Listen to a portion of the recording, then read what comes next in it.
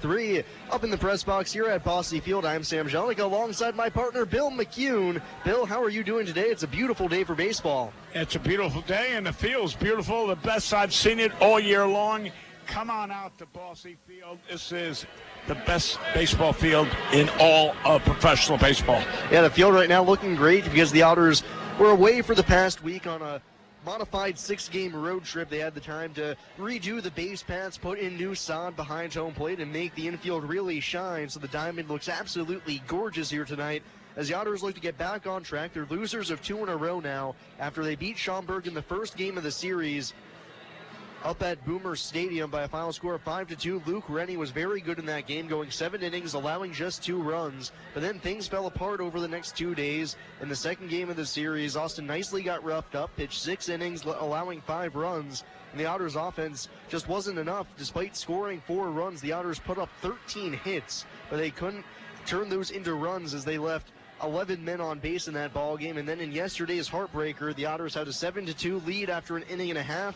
But slowly but surely, the Boomers chipped away at that lead until the 7th inning when they tied it. And then in the bottom half of the 9th inning, Kenny Towns blasted a solo home run to left to walk it off for Schaumburg as they took the series from the Otters and dropped Evansville down to 15-14. Thankfully, though, for the Otters, the Traverse City Beach Bums come to town as the two teams square off for the final 3 times this season. Evansville lost 2 of 3 to Traverse City earlier this season when they went up there during Memorial Day.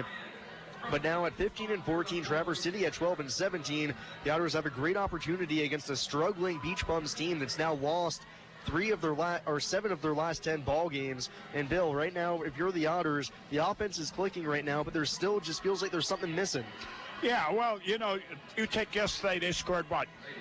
7. I know, 3 runs in the first inning and, 4 in the second. Yeah, but you had Thomas's bunt scored the first run, and then he'll come back and score 4 more, and I'm saying, oh, my God, 7 runs in 2 innings. I said, then the next thing is 7-2. Then it's 7-6. Then it's 7-7.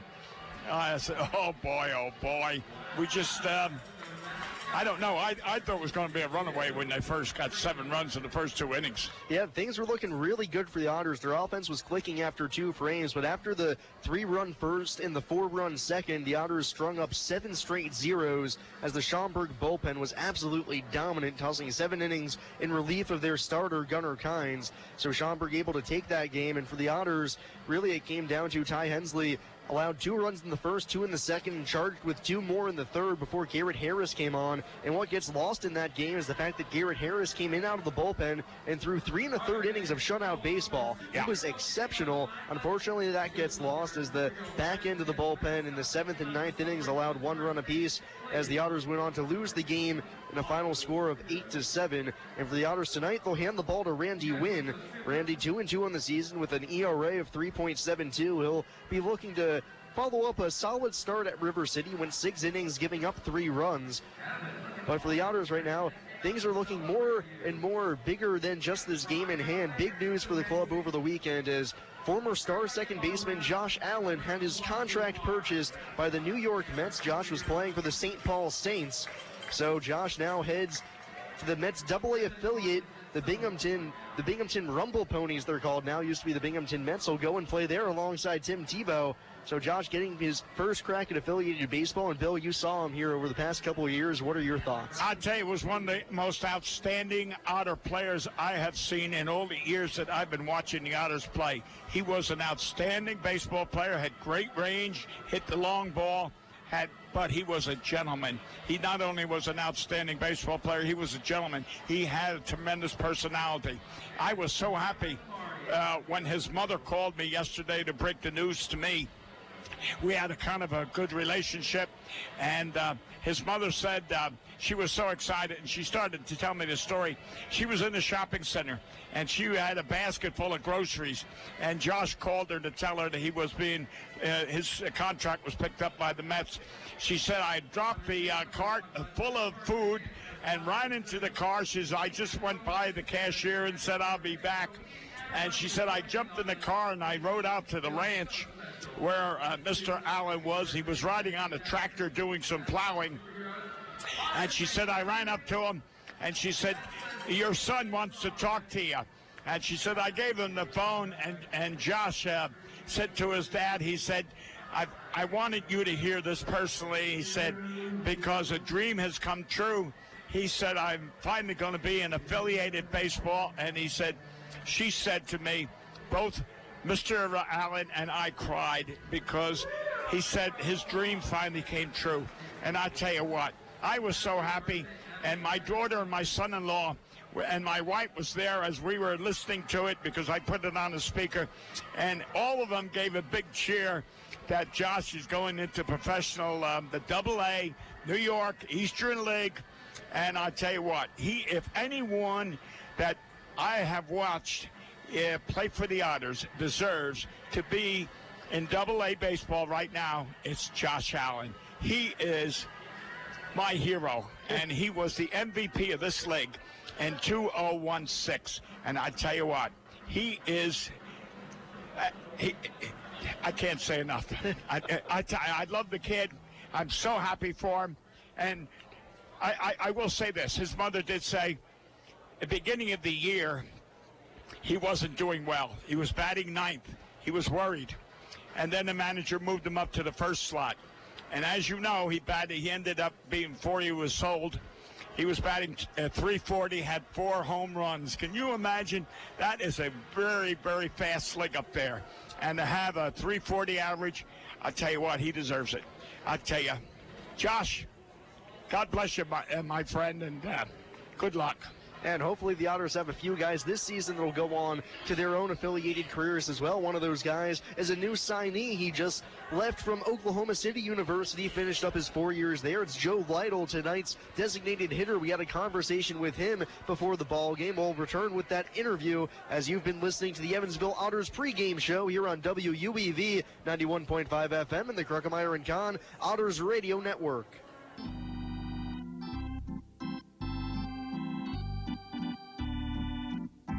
The 2018 Frontier League Home Run Derby and All-Star Game will be held at Car Shield Field in O'Fallon, Missouri on July 10th and 11th. This year's Home Run Derby will feature 4 former Cardinals headlined by Jim Edmonds competing against the best sluggers from around the Frontier League. Find out more information and purchase tickets at rivercityrascals.com.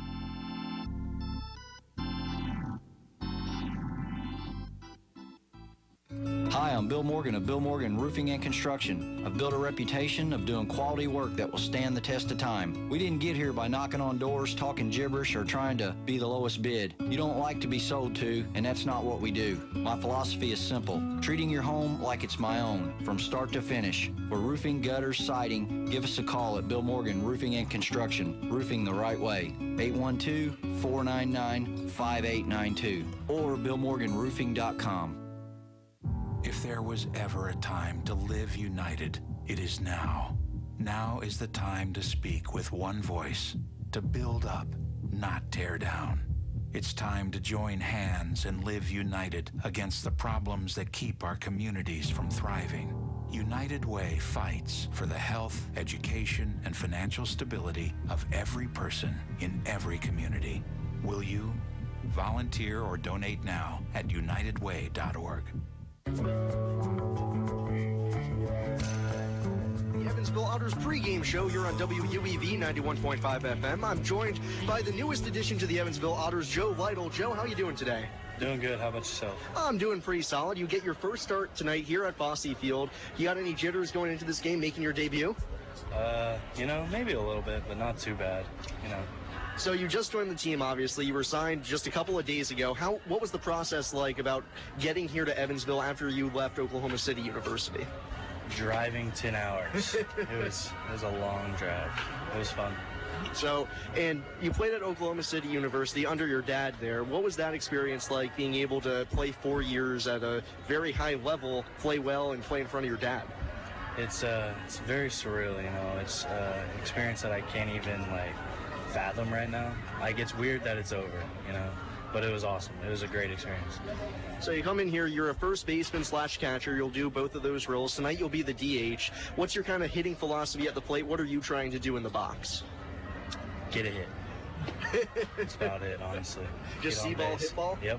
Hey, keep it simple. Make it easy on yourself. So, playing at Oklahoma City University, you got a chance to play in the NAIA World Series, so you got to play in a championship like that. What was that experience like for you? It was crazy. It was the first time I ever been like in front of that many people, and it was just it was an awesome experience. So what are your goals here as you work for the rest of the season here with Evansville? What are you trying to work on, get better as being a player? Get better mainly as a catcher, and hopefully elevate my game as much as I can. In terms of your catching, is talking framing, throwing, blocking? Framing and blocking, the main two parts that I really want to work on. So with doing that, did you mainly play catcher while you're at Oklahoma City, or first base as well?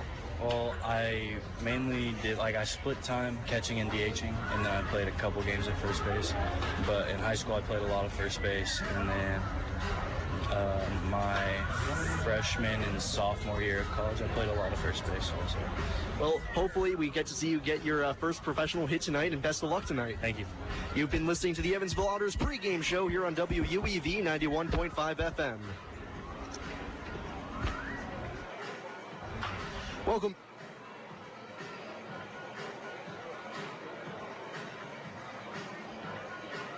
The Evansville Otters would like to thank the Evansville Courier and Press for their support and coverage of Otters baseball. The Evansville Courier and Press provides news, sports, and weather coverage to the Tri-State, both in a print and online edition. The Evansville Courier and Press can be found online at courierandpress.com, as well as on Facebook, Twitter, Instagram, and Pinterest. The Evansville Courier and Press, a member of the Journal Media Group. Did you know that the CDC recommends up to 6 vaccines, even for healthy adults? Or that vaccines are part of a healthy lifestyle, just like eating well and exercising? Or that choosing not to get vaccinated may put your health at risk? There's a lot to know when it comes to vaccines. Get the facts by visiting vaccinesandyou.com and talk to your doctor about which vaccines may be right for you. When it comes to your health, it pays to get the facts. Visit vaccinesandyou.com for more information. A public service of Healthy Women and Merck.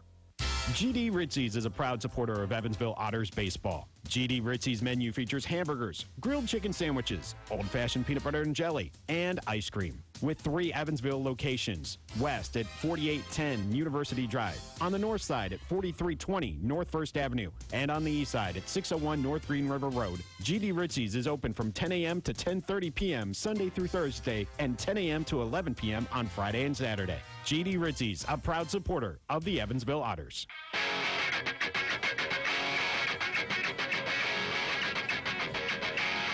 Welcome back to the Evansville Otters pregame show as we count you down to first pitch here alongside Bill McHugh. I'm Sam Jelnick down here at Bosse Field. Beautiful day for baseball, and the Otters will line it up like this here tonight. Remember, fans, tonight's starting lineups are brought to you by Mr. Quick Pick, here to provide you the roadside service you deserve. Call Mr. Quick Pick at 812-496-2321. David Cronin leads things off and will play second base for the Otters, followed by Ryan Long in left field. He hits second. Toby Thomas, the shortstop, in his usual 3-hole, followed by Jeff Gardner out in right field, the cleanup man. Travis Harrison gets his second straight start in center field. Hopefully tonight he'll last longer than 3 innings before being ejected. Brandon Doolin, the 6-hole hitter at first base. Luis Valorio behind the plate. He hits 7th. Joe Lytle, the DH, will bat 8th. And Manny Cruz rounds things up, hitting 9th and playing third base. For Traverse City, they look like this. R.B. Fields, the leadoff man, he's in center. Isaac Bernard hitting second, the right fielder. Will Kendra, the shortstop, 16 doubles on the year for him. He's been swinging a very good bat. Luke Lowry, the cleanup man, and doing the catching as well. Former Evansville Otter. Alexi Rivera bats 5th out in left field. Steve Lohr currently leading the Frontier League in hitting at .352. He bats 6th. Noah McGowan makes his professional debut coming from Ohio State. He'll be the DH and bats 7th. Kendall Patrick, the first baseman, hits 8th, followed by Max Dudo, the second baseman, batting 9th. And Bill, you look at the Otters lineup right now. What sticks out to you? Well, I'll tell you what, I'm a great fan right now. I predict he's going to be in the All-Stars, and that's Toby Thomas. And I know he's got several hits when he was on the road. 2, I think, yesterday. The first one was the bunt signal and the RBI. But Toby is batting 300, and I love his fielding. And I just hope he continues. I think he's an all-star, and I just hope it. And before I go any further, can I put a plug in for the girls that are around there serving in the concourse? We got Morgan and Isabel, a new girl named Kay Lee.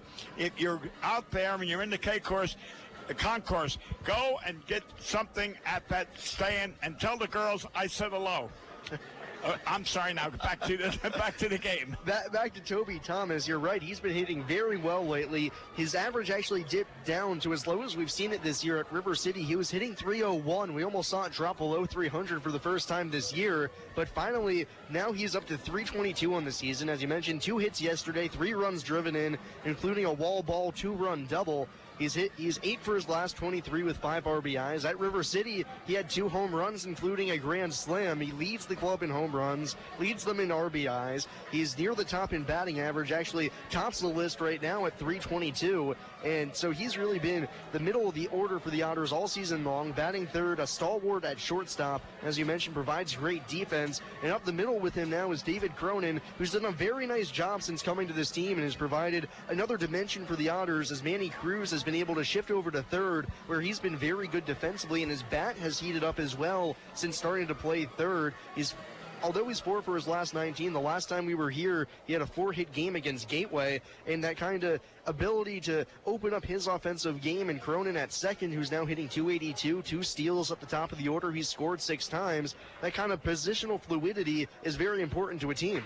Yeah, I think Cronin going to second base has been an addition to the Otters, and moving Cruz over to third. And I thought he's a better third baseman than second baseman, and hopefully. But Cronin yesterday, there was on a double play earlier in the game, and we only got 1 because you said he couldn't get the ball out of his glove. Yeah, unfortunately on the feed that he received from third, I believe it was a attempted 5-4-3 double play. Ball got stuck in the webbing a little bit, couldn't get it out of his mitt, get a good grip on it. And sometimes that's better than trying to get off a throw where you don't have a good handle on the ball and you sail it or something like that. But that's one thing, of course, David is constantly trying to improve on. The Otters were able to turn a couple double plays yesterday. Hopefully they can turn a few more tonight as well. And one guy you look at in the middle of the order, and I was talking to him about this before yesterday's game, Jeff Gardner. He had a 23 game on base streak that was snapped yesterday. As when I talked to him about it, he said, I really had no idea that my on base streak was that long right now. You know, I hadn't been feeling like I was hitting my best right now, but nonetheless, his average showed it as he was up to around 280. But now after the 0 for 5 and 3 strikeout game, he's down to 257. And one thing I'm concerned about a little bit is he only has 3 home runs on the year. Do you think he's trying to press a little bit too much to provide the power? He might. And I just want to say one thing, Sam. You know, people are listening to you on the road, but here they can actually see you on TV or on the computer, because the Otters now are advertising that people can see us on the computer. Now, if you want to emphasize, I'm not that good at telling about those things. Yeah, fans, remember, if you can't make it to Bosley Field, the Otters Digital Network, brought to you by Kruckemeyer & Kahn, allows you to watch every regular season home game free of charge, no matter where you are. The Otters Digital Network is the streaming home for your hometown team. To view games on the Otters Digital Network, like tonight's game, for instance, or for additional questions, go to the Otters website at evansvilleotters.com and click Watch Live. And also on that YouTube channel, you can find all of the fantastic interviews Zane Claude-Felcher puts together, talking to a bunch of the players, getting their insights on the team and whatnot. So you can find those there as well. It's really a great feature the Otters have for this season. Of course, free of charge, so be sure to check it out.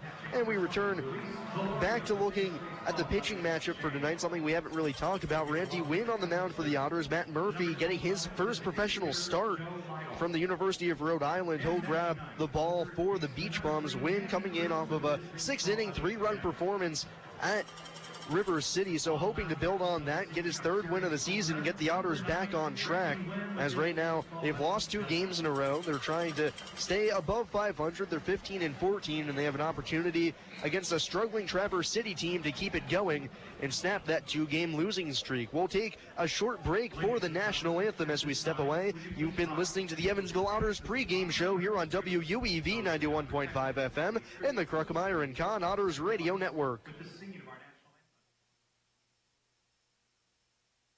and Newburgh, serving more than 38,000 members. Membership is open to anyone who lives, works, worships, or attends school in Vandenberg or Warwick County. Heritage Federal Credit Union offers mortgage and consumer loans, checking and savings accounts, as well as online banking for members. Heritage Federal Credit Union can be reached toll-free by phone at 1-800-858-1693. It can also be found online at hfcu.info. The Hoosier Lottery began selling lottery tickets on October 13, 1989. Since then, the Hoosier Lottery has offered hundreds of different games, awarded prizes to millions of players, and given billions of dollars to the state of Indiana. The Hoosier Lottery's mission is to responsibly provide innovative and entertaining lottery games for the benefit of the citizens of Indiana. To learn more about the Hoosier Lottery, visit them online at HoosierLottery.com. The Hoosier Lottery, a proud supporter of Evansville Otters baseball. I adopted Bento in 2010 from a shelter. This cat makes me make art. He's always motivating me to draw pictures of him. He just is motivating artistically. He's my best friend, but a lot of people know him as Keyboard Cat. Keyboard Cat, YouTube star and shelter pet. Amazing adoption stories start in shelters. Start yours today. Visit theshelterpetproject.org to find a pet near you. Brought to you by Maddie's Fund, the Humane Society of the United States, and the Ad Council. It's time for Evansville Otters baseball on 91.5 FM, WUEV. 3-1. Long, toward right, toward the corner, toward the foul pole and over the wall. Fair. Home run for Ryan Long. 1-0, hit high in the air to deep left field. This one's gonna tie the game. A 2-run home run for Toby Thomas.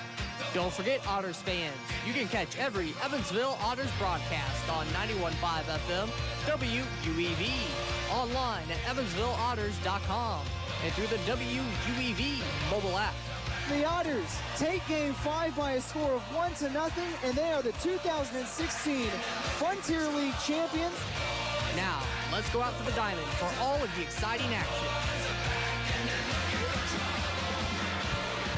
It's an absolutely beautiful day for baseball here at Bosse Field, here in the press box. Alongside Bill McHugh, I'm Sam Jelnick, ready to bring you all the Evansville Otters action as the Otters return from a 6-game road swing with a day off in between. The Otters coming in at 15-14. They've lost 2 in a row, but still just 2 games back in the standings of the division-leading River City Rascals. The Otters will be facing off against the Traverse City Beach Bums for the second time this season, second series against them. The Otters lost 2 of 3 up in Traverse City when they took on the Beach Bums in a Memorial Day weekend set. So hoping to get back on track against the Beach Bums and back on track here this season, having lost 2 in a row, trying to snap that losing streak as Randy Wynn toes the mound for the Otters. Wynn, a righty, making yet another start for the Otters after shifting from the bullpen to become a starting pitcher. This will be his 5th start. He's 2-2 with a 3.72 ERA, 29 innings, 22 strikeouts, 4 walks, and 29 hits. As RB Fields strides to the plate, the switch hitter will bat from the left side to lead things off against the righty Wynn out on the mound, who goes into his wind. His first pitch of the game is a called strike 1, and we're underway just past 6:36 on the clock. Beautiful day, sun bathing the infield as Wynn rocks and fires the 0-1. Fields chops it on the ground to second. Cronin on a big hop. Fields and tosses to first to retire Fields for the first out of the game. You know, you're right, Sam. This is a beautiful night for baseball. The field is it's been the best I've seen all year. And we've got a pretty good pitcher pitching for the Otters tonight. As you said, he's only walked 4 and struck out 22. That's not bad. Yeah, last time out for Randy, it was a little bit weird. Through 6 innings, only gave up 3 runs, but he only had 1 strikeout, allowed 1 walk as well, as that's the fewest amount of strikeouts we've seen him have in a start this year, as he'll now pitch to Isaac Bernard, batting from the left side. The first pitch. Fastball sails up and away for ball 1, 1-0. The Otters defense looks like this tonight. Left to right in the outfield, Long, Harrison, and Gardner. And around the diamond, Cruz, Thomas, Cronin, and Doolin comprise the infield defense for the Otters, with Luis Valorio behind the plate. 1-0. Fastball called strike one at the knees, 1-1. Wynn able to level the count. Remember, fans, today's pitcher-catcher battery is Randy Wynn and Luis Valorio. This pitcher and catcher battery is sponsored by the Answer Auto Repair East. Find your battery needs at the Answer Auto Repair East, located at 2319 North Green River Road, or call at 812-475-9000 as Wynn misses up and away yet again for ball 2, 2-1. Well, we got a lot of superheroes roaming around the ballpark tonight. I don't know who they are, but they're all dressed up anyway. Wynn's 2-1 pitch. Bernard swings and fouls it off down the left-hand side, way out of play. So the count even 2-2. Even some of the employees are running around with capes on. I guess they're ready to take off. You know, they supermen, I guess, are. Or super ladies. Yeah, superhero night here at the ballpark, as well as Evan the Otter's birthday. Not sure how quite old he is, but 2-2 pitch. Little looping liner down the right field side. That'll land foul just right of the Otters bullpen. Count stays 2-2 on Bernard. Right fielder for the Beach Bums, hitting .289 this season. 3 home runs, 13 RBIs. One of those home runs came against the Otters in that 3-game series back over the Memorial Day weekend. Wynn looking in for the sign, trying to get his first punch out of the game. The 2-2 once more. Fouled straight back to the screen as Bernard was on a fastball. Count stays 2-2. Traverse City, I think that's the farthest trip the Otters make all year long as far as mileage. Yep, you're correct on that one. The Otters had a 12-hour trip back down once that game was done. Also to Washington, PA, a pretty long one as well, but Traverse City tops the list. Yeah. 2-2 pitch again. Swung on and missed as Bernard is tied up on the breaking pitch on his back foot. Wynn gets his first strikeout of the game, and there's 2 outs here in the top of the first. That was a pretty good breaking pitch, I'll tell you that. That was a Sandy Koufax drop. Yeah, real sharp diving back on the back foot of Bernard. A sweet one there from Wynn. And now with 2 away, Will Kenger steps to the plate. Will, one of the best hitters in the league right now. .328 average, 3 home runs. I'm interrupting you because I just noticed something. I don't know if you noticed it. The third baseman, Cruz, is now playing short right field. Yeah, the Otters employed this shift against Kenger when we went to Traverse City as Kenger swings and misses at the first pitch, 0-1. Because the Otters overshift here on Kenger, shifting basically everybody off the left side of the diamond, Cruz, who's also a second baseman, plays in shallow right, the 0-1, swing and a miss. Kenger way out in front, and it's 0-2. So Manny a bit more comfortable playing in shallow right field as opposed to playing where Toby Thomas would play, which is naturally shortstop. 0-2 pitch. Pulled it high in the air, deep down the right field line. Gardner going back. He's settling up on the track in the corner, and he puts it away for the final out as the shift not needed as Kenger flies out to right to end the inning. And we'll go to the bottom half of the first inning.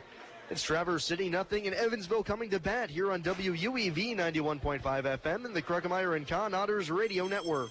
The International Brotherhood of Electrical Workers, Local Chapter 16, would like to take time to say, Go Otters! The IBEW Local 16's jurisdiction includes 13 counties in southwestern Indiana, as well as Wabash County in Illinois. Its members are divided into several categories of electrical work, including inside construction, maintenance electric, residential wiring, and sign classifications. More information on IBEW Local 16 can be found online at IBEW16.net.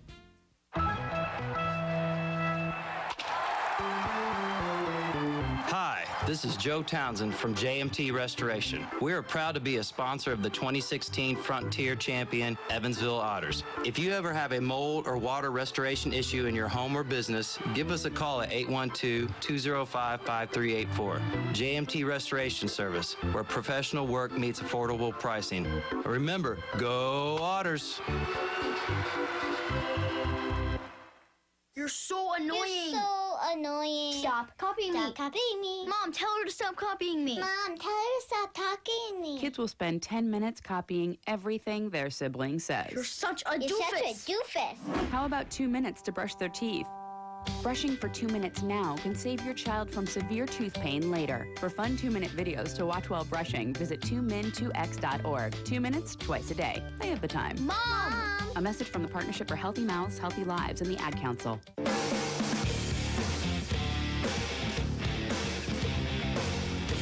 We go to the bottom half of the first inning as this ball game is still scoreless as Matt Murphy goes to the mound for the Traverse City Beach Bums. Murphy, a righty from the University of Rhode Island, making his first professional start here. 6 foot, 185 pounds. He was signed by the Beach Bums back on June 10th, where he was a 3-time Atlantic 10 Conference Pitcher of the Week with the University of Rhode Island. He was 4-3 with a 2.78 ERA this season. As before he played at Rhode Island, he was actually a middle infielder at Assumption College and then shifted over to become a pitcher, and obviously has had some success with that as he's now a professional pitcher getting paid to do so. So he'll face off against David Cronin to lead things off. No score. Otters and Beach Bums first game of this 3-game weekend series. Evansville trying to get back on track. They've lost their last 2 in a row. Cronin strides to the plate for the first time this season, not going with the high socks as he goes with the long pants. Batting from the left side, Murphy the righty, his first pitch. Fastball called, strike one at the belt inside third, and it's 0-1. Now, Cronin wasn't with the team when you played up at Traverse City earlier because the third baseman is back, and Cronin is known to bunt, or attempt to bunt. Fastball down and away for ball one. 1 ball and 1 strike. That's a good point there, Bill. Third baseman Lohr playing well back of the bag. David's laid down a few bunt base hits this season, so if he should choose right now, he could have himself an easy leadoff single. The 1-1 swings away and fouls it straight back to the net. 1-2. Well, that ends the bunt, unless you're a Buddy Kerr, one of my great baseball buddies that I used to travel the major leagues with was Buddy Kerr. He was one of the few people that ever bunted with 2 strikes and was very successful. 1-2 offering. Fouled just to the Beach Bums dugout, as that is what some players would call an ugly finder down in the dugout. Yeah. So Cronin stays alive 1-2. David hitting .282 this season. 6 runs driven in, 6 runs scored. Was 1 for 4 in last night's game.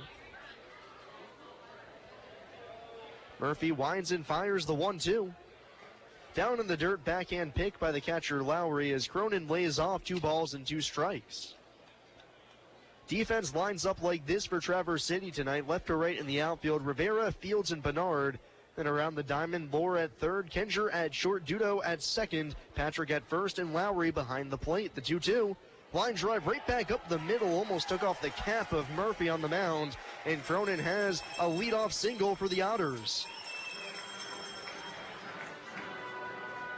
You know, one of the things, Sam, that I noticed, this is your first year with the Otters, but I've been here a few years, and insofar as the manager, Andy, is concerned, I noticed this year that they're stealing a lot more bases than they have in the past.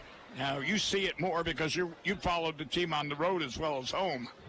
So Cronin at first, he's one of the guys that likes to steal as the first pitch comes home, and it's a called strike 1 to Ryan Long. Yeah, this season, the Otters right now have 32 stolen bases in 48 attempts, so they've been caught 16 times. And interestingly enough, over the series with Schaumburg, they did not attempt a stolen base. No kidding. Yeah, so they've been stuck on that 32 mark for a little bit. Cronin takes his lead, the 0-1 to Long. He shows bunt, but takes down and in. The catcher Lowry bluffs the throw back to first, and it's 1-1 on Ryan. Long hitting .307 this season. He's been really heating up as of late. 15 for 42, good for a .357 average over his last 10 ball games. Yeah. Now that's interesting. I didn't realize there was no attempts to steal. 1-1, slapped foul down the left-hand side, and Long now down in the count 1-2. I think there was one year, and I stand to be corrected. You could look it up. But I think the whole year, we went like 38 or 39 stolen bases. That was for the entire team. Oh my. Yeah, right now, Travis Harrison leads the ball club with 8. As Murphy comes set, 1-2 pitch. Cronin bluffs towards second as the pitch is down low. They'll appeal on the check swing to second. But Phil Kundal says that Long held up, so the count's 2-2. Right. I'm not sure if David was just trying to get inside the catcher's head there, or if he had a bad jump and decided to put on the brakes. Yeah, I don't know. It looked like he was going to go, like you said. Throw back over to first. Cronin back in safely with a dive. And unfortunately for the Otters over the weekend, although they didn't attempt a stolen base, technically they were caught stealing once as Carlos Castro was picked off of first base. Yes. Caught leaning on a 3-2 count. Right. I remember saying that he was going to be 2-2. Called strike 3 on the inside corner. Long takes the fastball at the belt on the inside edge, and Murphy has his first career out as well as his first professional strikeout. So he sets down Long for the first out of the first inning. Cronin still at first. Yeah, I think it was a 3-2 count, and there was only one out, and Castro was on the base, and you said, well, you think he was going to steal, and he took too big of a lead and got picked off. I remember that, yes. So now Toby Thomas at the plate, Cronin at first. No score, bottom half of the first inning. Right on right matchup. First pitch home. Cronin again bluffs towards second as the pitch is outside for ball 1. You know, I miss when teams have infield, outfield practice, because then you used to see what kind of an arm the catcher has or what kind of arm the outfielders have. Here, you're going to gamble. Murphy set at the belt, kicks and deals home the 1-0. Fastball just off the outside edge, knee high, 2-0 on Thomas, who's been swinging a really good bat lately, has his average up to 322, 8 for his last 23 with 5 runs driven in. Andy gave a lot of signs down there, and it's a good hit and run or whatever. 2-0 pitch on the outside corner. Looked like an off-speed pitch there from Murphy as he pulls the string in the fastball count, and it's 2-1 on Thomas. Yeah, that would have been a good hit and run count because, you know, 2 balls, no strikes. You know he's going to try to get that middle one. 2-1 count. Cronin leading towards second, he's going to be picked off of first. He took a half step towards second, and he's nailed at first. Looked like he was running on that one, so he is picked off of first for the second out. Yeah. Now nobody on with 2 out. Yeah, I go with you, Sam. He was going to steal that time, and when the pitcher turned, he took one step the wrong way. 2-1. Fastball on the outside corner. A delayed call there by Mike Weinstein, the home plate umpire. So the count's 2-2 on Toby. 5 home runs, 22 driven in this season. 2 outs, nobody on now, bottom half of the first. Murphy into the line, the 2-2 pitch. Fastball off the outside corner as Murphy yanks it outside. The count's full 3-2. You know, I notice with Toby when he's batting, an awful lot of strikes are called on the outside corner. So he must have a different opinion. Payoff pitch. Little tapper back to the mound. Murphy waits on it and able to glove and throw to first for the final out of the inning as the Otters leave nobody on no runs, 1 hit, and nobody left as we'll go to the top half of the second. It's Evansville nothing and Traverse City nothing here on WUEV 91.5 FM and the Krugmeyer and Kahn Otters Radio Network. The Tri-State. I just love this place. And I just love that ring. It's gorgeous. Where did he get it? Krugmeyer and Kahn, of course. For the engagement ring that will have everybody talking, look no further than Krugmeyer & Kahn. With incomparable selection, quality, and service, Krugmeyer & Kahn is the only choice for the ring that will last a lifetime. Krugmeyer & Kahn, your lifetime jewelers. So, everybody's talking about the ring. It's pretty great, huh? Pretty great. It's amazing. You gotta tell me, man. Where'd you get it? Krugmeyer & Kahn, of course. For the engagement ring that will have everybody talking, look no further than Krugmeyer & Kahn. With incomparable selection, quality, and service, Krugmeyer & Kahn is the only choice for the ring that will last a lifetime. Krugmeyer & Kahn, your lifetime jewelers. So let's see it. I absolutely love it. He did a fabulous job picking it out. I couldn't be happier. Well, I had a lot of help. I bet I know where it came from. Krugmeyer & Kahn, of course. For the engagement ring that will have everybody talking, look no further than Krugmeyer & Kahn. With incomparable selection, quality, and service, Krugmeyer & Kahn is the only choice for the ring that will last a lifetime. Krugmeyer & Kahn, your lifetime jewelers.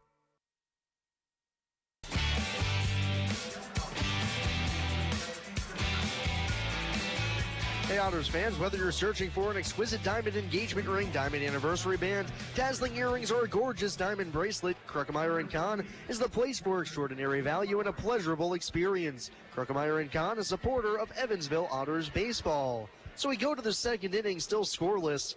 Leading off for the Beach Bums, their cleanup man, Luke Lowry. Catcher batting from the right side. Wynn towing the rubber, peers in over his mitt. Now the first pitch. Breaking ball off the outside edge, 1-0. Had a pretty good break to it, a little high, but I thought it was a good break, pretty good pitch. Here's Wynn's 1-0 offering to Lowry. Another breaking ball, this time just a touchdown low as that one snaps in about ankle high, 2-0. Lowry, 250 hitter, 2 home runs, 19 runs driven in, so he's been productive this year. 2-0. Another breaking ball. This one finally finds the strike zone on the inside third, about thigh high. 2 balls and 1 strike. Wynn winds and deals the 2-1. Another breaking ball, and this time in the strike zone as well. On the outside corner, a good hook from Wynn. We'll see if he goes to it for the 5th straight time on Lowry. 2 balls, 2 strikes, nobody on, top of the second. Here's the pitch. Breaking ball down in the dirt, swung on and missed by Lowry as he chases it. Wynn goes to it time and time again, gets Lowry to chase, and he's the first out of the 2nd inning. Number 35. Yeah, he just stayed with that breaking pitch, and that's good. I like that. That was his weakness. He stayed with it, and that's the way to pitch. That's why he's got so many strikeouts compared to walks. That'll bring up Alexi Rivera, the left fielder, hitting from the left side. Wynn into his wind, his first pitch. Rivera swings lead on it and lashes it foul on the left side, 0-1. Rivera hitting just a .158 this season. Been struggling mightily over his last 10 games, just 2 hits and 28 at-bats. The 0-1. Good off speed as Wynn darts the corner at the knees, 0-2. Rivera had that foul ball that first time up, and it went by the dugout. There was a lot of the players standing on the railing. 0-2 pitch tapped foul at the plate as Rivera hits it off his own leg. Including the manager, and all of a sudden he told everybody, get down, which they are now. It's funny how he himself was all standing, and they nearly got dehorned. Wynn trying to pick up back-to-back strikeouts. He's already got 2 in the game. The 0-2 to Rivera. Outside and high for ball 1, as that was an easy take for Rivera. Nobody on, 1 out. Rivera at the plate, no home run, 6 RBIs this season for the Beach Bums left fielder. Here's the 1-2. Down in the dirt, taken by Rivera as Wynn spikes the breaking ball. Counts even, 2-2. I tell you, Randy is using that breaking pitch a lot. That might be his bread and butter pitch tonight. See if he goes to it here on the 2-2. Wynn trying to get back-to-back strikeouts to open the second. Here it comes. He goes to the breaking ball, and it's a called strike 3 on the outside corner as Wynn drops the deuce on the outside corner. Brings up Rivera for the 2nd out of the inning. Yeah, here we are in the 2nd inning. He's got 3 strikeouts already, which is good. And mostly it's the curveball that he's utilizing. So with 2 outs, nobody on, Steve Lohr steps to the plate. Lohr hitting 6th, but is the league's leading hitter at .352. Right-on-right matchup, the first pitch. Fastball pops the mitt, not sure where that missed, but it's apparently outside and low for ball 1. He's the league leading hitter, and he's batting 5th. 6th. 6th. 1, 2, 3, 4, 5. You're right, 6th. Oh, no. Breaking ball hit high in the air to left field, not very deep. Long coming in, Thomas going out, but it's a left fielder long and shallow left to put it away as he puts the squeeze on it for the final out. 1, 2, 3, down go the Beach Bums. And we go to the bottom half of the second. It's Traverse City nothing and Evansville nothing here on WUEV 91.5 FM and the Krugmeyer and Kahn Otters Radio Network. I just love this place. And I just love that ring. It's gorgeous. Where did he get it? Krugmeyer & Kahn, of course. For the engagement ring that will have everybody talking, look no further than Krugmeyer & Kahn. With incomparable selection, quality, and service, Krugmeyer & Kahn is the only choice for the ring that will last a lifetime. Krugmeyer & Kahn, your lifetime jewelers. So, everybody's talking about the ring. It's pretty great, huh? Pretty great. It's amazing. You gotta tell me, man. Where'd you get it? Krugmeyer & Kahn, of course. For the engagement ring that will have everybody talking, look no further than Krugmeyer & Kahn. With incomparable selection, quality, and service, Krugmeyer & Kahn is the only choice for the ring that will last a lifetime. Krugmeyer & Kahn, your lifetime jewelers. So let's see it. I absolutely love it. He did a fabulous job picking it out. I couldn't be happier. Well, I had a lot of help. I bet I know where it came from. Krookemeyer and Kahn, of course. For the engagement ring that will have everybody talking, look no further than Krookemeyer & Kahn. With incomparable selection, quality, and service, Krookemeyer & Kahn is the only choice for the ring that will last a lifetime. Krookemeyer & Kahn, your lifetime jewelers. Hey Otters fan, Thunderbolt Pass Golf Course has the best golf rates in town, now offering 18 holes with a cart for just $18. Don't forget the dollar drafts and $5 pitchers of ice-cold beer. Come and visit The Bolt. Thunderbolt Pass Golf Course is a supporter of Evansville Otters baseball. Jeff Gardner leading us off here in the bottom of the second inning. It's the Otters nothing and the Beach Bums nothing here in the first game of this 3-game weekend series. Otters trying to snap a 2-game losing streak. Otters put one aboard in the first inning, but Cronin was picked off. Otters subsequently went down in order as the first pitch comes home to Gardner, who watches a fastball in the inside corner at the belt, 0-1. Jeff hitting .257 on the season now, 3 home runs, 18 driven in. Right on left matchup, the 0-1. Taps it foul at the plate as that bounds towards the Otters dugout for strike 2. Yeah, this Sunday, I think, is Father's Day. Yes, this upcoming Sunday, right. Correct. What a good present to treat Dad to a game at Bossy Field. Yeah, nowhere better to celebrate Father's Day. Good old American pastime, the 0-2. Gardner takes well outside as Murphy misses. 1 ball, 2 strikes. Bossy Field, third oldest ballpark in the United States. Yeah, it's not quite the tearjerker of Field of Dreams, but still gets the job done as the 1-2 is fouled away by Gardner. He stays alive. That's where Tom Hanks, wasn't it? Tom Hanks that said it here. Yeah, Tom Hanks in League of Their Own here at Bossy Field. Ball players don't cry. Yep, ball players don't cry. No crying in baseball. No crying in baseball. Then Field of Dreams with Kevin Costner having a catch with his dad. One of the most iconic baseball films of all time. So it's 1-2 on Gardner, nobody on. Here's Murphy's pitch. Breaking ball stays high as that one started at the shoulders and dropped to the letters. And it's 2-2 on Jeff, who had his 23-game on-base streak snapped yesterday when he went 0 for 5 with a hat trick of strikeouts. Murphy kicks and deals the 2-2. Way upstairs as Gardner has to bend back out of the way as that fastball took off on Murphy. Count full 3-2.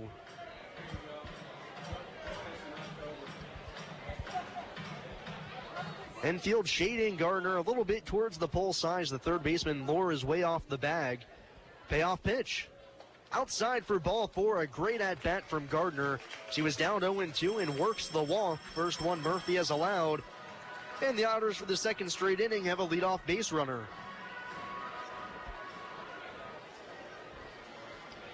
Well, we had a runner on the first inning.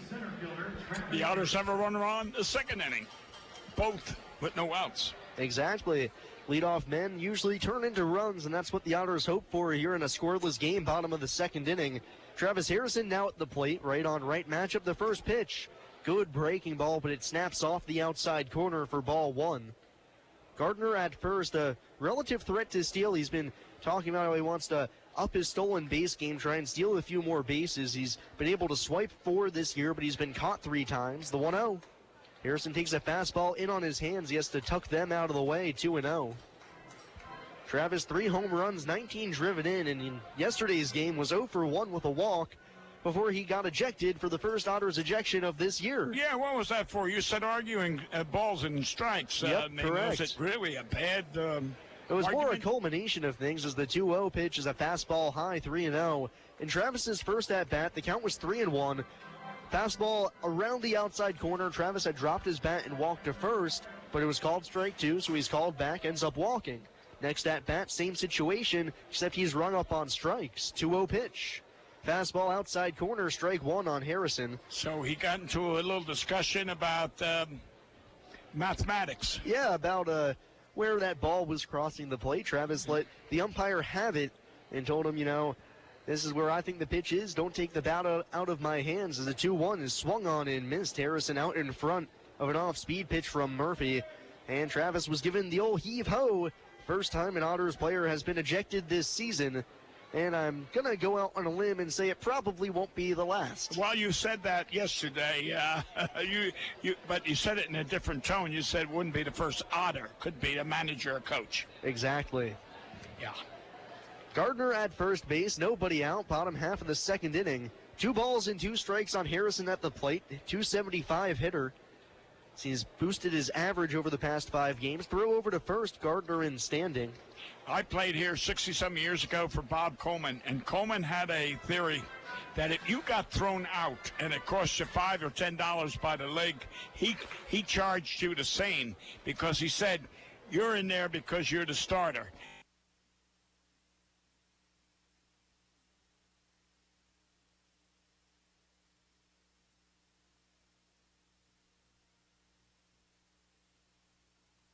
Out. Yeah. So, in essence, what I'm saying was, in my 2 years here, I don't remember many of us ever getting thrown out of the game because you were penalized twice. So Gardner stays at first base. Brandon Doolin now stepping in as the outfield shifts over towards the right center field gap. The first pitch off speed on the outside corner as Doolin watches a changeup slice the edge, 0-1. You know, Coleman never got thrown out of many games either, because he was on the board of directors of the league, and of course, you know, he was an elder statesman, so he never got thrown out much. And I'll tell you what, we used to have a manager here by the name of Jeltz, and I watched him argue many, many times. He never got thrown out many times either. He did get thrown out, but not many. So the 0-1 pitch misses down and in on Doolin for ball 1. So it's 1 ball, 1 strike. Gardner at first. 1 away, no score, bottom of the second inning. Here's the pitch. Doolin sends it straight back to the screen, 1-2. Brandon currently has a 12-game hitting streak riding. So he's put together back-to-back multi-hit games. Before that, it was 10 straight one-hit games. So he's put his average up to 272 on the season, now the highest we've seen it. Three long balls, 13 runs driven in as well for the big first baseman. The 1-2, fastball nearly hits him in the noggin as he has to duck and spin out of the way. That's a tough way to make it 2 balls and 2 strikes. You know, this guy's in this Murphy's in the second inning, and I'm going to say he's thrown about 21, 22 pitches already. Yeah, and only 1 out here in the frame. Yeah. Gardner at first. The 2-2. Ripped down the first base line, but foul. Doolin got good wood on it, but a little out in front, and the count stays 2-2.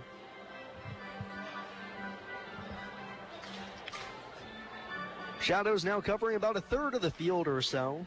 Most of the infield except for second base, and then left field, but not center and right as sunshine bathes the rest of Bosse Field. Just an absolutely gorgeous day for baseball. The 2-2. Just a bit down and away as Doolin was frozen, and so was the home plate umpire Mike Weinstein. So I was waiting for him to pull the trigger and ring up Doolin. But Brandon gets the benefit of the doubt. 3 balls, 2 strikes. We'll see if Jeff runs from first with only 1 away. Payoff pitch, he is running, and it's lined into left field for a base hit. Gardner around second. He's going to stop there as he throws on the brakes. As Rivera, the left fielder, got to it quickly. Good piece of hitting by Doolin. His hitting streak's up to 13. The Otters have runners at first and second with 1 away for Luis Velorio. Well, even though Gardner was running on that pitch, it was a line drive, 1 hop to the left field. There was no way that Gardner could have went to third. If he did, he would have been thrown out by 30 feet. He did the right thing. He looked the play over, took his turn, and just stopped. So now with 2 on and 1 out, it's Luis Velorio hitting .290 this season. No home runs, 8 runs driven in for the Otters catcher. Batting from the right side, middle infield at double play depth. Corners play back with 1 away. Murphy in his first big trouble of the ball game here in the second. We're still scoreless. Looks back to second. Now the first pitch home. Pitch ends up down and away just above the dirt. Easy take for Luis, 1-0. Luis doesn't wear that arm sleeve anymore, neither does Castro. No, Luis actually has it on today. Oh, he does? Yeah, oh, yes, you're right. I'm sorry. Now the Dominican arm sleeve that Luis wears as the 1-0 pitch comes home. Slow breaking ball loops onto the outside corner, 1-1. I'm sorry. Yes, I didn't see it. Yeah, Luis has the Dominican flag arm sleeve on his left arm, and whenever Pedro Barrios plays as well, he has a Venezuelan one as well. And Castro. Yes, and Carlos as well, who's also from the Dominican Republic. Right. The 1-1 pitch. Breaking ball tapped foul to the screen, and Valorio's down in the count 1-2. I tell you what, a lot of ball players come out of the Dominican, and it's really a tough life down there. I mean, yeah, guys like Luis, who was in the Washington Nationals organization, signed as amateur free agents, normally 15, 16 years of age, brought into a Dominican academy, if the team has one down there, or just shipped right here to the States, where they have to learn to adjust to a whole new life with a language they don't speak, and at the same time try and play professional baseball. One of the hardest things you can possibly imagine. It's 1-2 on Valorio, 2 on, 1 out, no score. The pitch, fastball high and away. Valorio watches it into the mid of Lowry, and the count's even, 2-2. That's one of the things when I was with the San Diego Padres, we used to teach. A lot of them Latins didn't understand, but we taught them the money aspect, how much a dollar was worth, and so on and so forth, so that they could not be financially. 2-2 pitch swung on and missed. Valorio chases the fastball outside. Murphy, his third strikeout of the game, and a big one as he sets down Luis for the second out. And now Cody Lytle will step in, or Joe Lytle, excuse me. I'm thinking of Corey Lytle, the former Major League pitcher. Joe Lytle stepping in for his first at-bat as an Otter. Right. There's a funny story. Current player for the New York Mets, Wilmer Flores. His walk-up song is the theme music to the sitcom Friends. I'm sure you've heard of the television show back in the day. First pitch to Lytle. Watches a called strike 1, 0-1. And Flores has that theme song to that show as his walk-up music because he learned to speak English by watching that show continuously. Oh, no kid. No comprende. See. See. Lytle hitting from the left side, the 0-1, ripped right back up the middle. That's a base hit. Gardner being waved around third. Fields up with the throw from center. It's going to be cut off by the first baseman, Patrick. And welcome to the Evansville Otters, Joe Lytle. Line shot back up the middle. First hit, first RBI. And the Otters have a 1-0 lead here in the bottom of the second. Now, that was his first at-bat in the Frontier League. So, first hit, first RBI. Great. Good way to be introduced. It's a great swing there by Joe. Yeah. So he puts the Otters on the board 1-0. Doolin goes to second. Lytle aboard at first, still 2 outs. Cruz stepping in. Manny, the 9-hole hitter. Otters have put up 1 in the frame, looking for more. Cruz hitting .272 this season, right on right matchup. Murphy set at the belt, looks back to second. Now deals home. Breaking ball freezes Cruz, but it drops in underneath the knees. Had plenty of plate, but it's ball 1. On deck, David Cronin, should we get there in the inning. Otters have 3 hits through an inning and 2/3. The team has been hitting .299 as a whole over the last 10 games. The 1-0. Cruz watches a fastball split the middle, 1-1. You know, back in 1980, Ozzie Guillen, you remember him, Yep. manager of the White Sox. Well, Ozzie played for us down in Bradenton in the Gulf Coast League, and I was one of the coaches for a while. And we had 1-1 down in the dirt. Good backhand pick by Lowry as the runners have to hold where they are. I'm going to say we had 20 players on the team, 18 were Latin. So the manager, we had Jamie was the catcher, and he was the translator. He was a college gentleman. And every time we had a talk, Jamie had to translate. Murphy set, ready for the 2-1. Here it comes on the outside edge. Good fastball, 2-2 on Cruz. So the manager one day said, next time it's going to cost you $5. And he said to Jamie, you don't have to translate. And then he all said, see. They all knew what $5 meant. Yeah, Manny actually at the plate now acts as the translator for the Otters as he speaks fluent Spanish. 2-2 outside for ball 3, so the runners will get a head start here with 2 outs. Men at first and second, 2 gone. Bottom half of the second inning, Otters lead 1-0. Manny Cruz at the plate, and you can see him talking to guys like Castro Valorio in Spanish, and then he'll talk to some of the other guys on the bench as well. Manny fluent in both English and Spanish.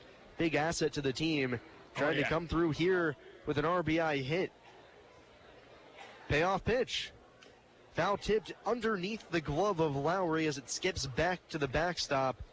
And Cruz stays alive, 3-2. Yeah, toward the end of my career back in the 50s, not many of the Latins were in baseball, and those that were, I remember we used to get them on and say, bueno, bueno, bueno. That was the only thing we knew. Capasa. Me gusta. Yeah. Still 3-2 on Cruz. 2 aboard. They'll get the head start. The payoff pitch. And once again, sent straight back to the mesh. And Cruz stays alive for one more pitch. I would say now, Sam, that in the majors, I'm going to say at least 40% of the players are Latin. Another 20 black and another 20 white. The Latins are in more so. And I tell you what, they are good ball players. Murphy's set. Waiting on the mound, kicks and deals the payoff pitch again, and it's popped up out of play on the right-hand side. And once again, Cruz will see another payoff pitch. That's their way of getting out of the Dominican and Venezuela, is being ball players. Yeah, right now in the major leagues, as of 2016, the last time they took a full poll, 27.4% of major league ball players are from Latin America. 63% are white, 6.7% African American, 2.1% other, meaning Oceania, as well as China. Payoff pitch. Cruz hits it on the ground to the third baseman, Lohr, who charges and throws across his body in time to get Manny at first. But Joe Lytle comes through with his first hit as an Otter, an RBI single to center, and the Otters have a 1-0 lead as we go to the top half of the third. It's Evansville 1 and Traverse City 0 here on WUEV 91.5 FM and the Kruckemeyer and Kahn Otters Radio Network. Why Old National Bank? Old National Bank began in 1834 with just one room and a passion for helping people prosper. Today, we are honored and grateful to be the financial partner for so many businesses, families, and individuals like you. From our commitment to safety and security to our promise of service that will exceed your expectations, we want to be your bank for life. Old National Bank, member FDIC. Up early, staying up late, or just can't sleep? Give 91.5 FM a listen. 3 to 5 a.m. Sunday through Friday. It's the overnight flight. Hand-picked grooves for the Tri-States late nights. Nothing sounds quite like the overnight flight. 3 to 5 a.m. Central. 91.5 late night style from the UE campus. Tune in radio app on your phone. Across the world on WUEV.org. The local area Pepsi Bottling Group distributors would like to wish the Evansville Otters the best of luck in today's contest. Featuring Pepsi Company products for distribution to retailers and vendors in the Tri-State, the Pepsi Bottling Group has 3 Tri-State locations at 901 East Diamond Avenue in Evansville, 2605 West Main Street in Marion, Illinois, and at 3081 Kentronics Drive in Owensboro. More information on Pepsi products can be found online at PepsiCo.com. Pepsi, a proud supporter of the Evansville Otters. 91.5 WUEV Evansville.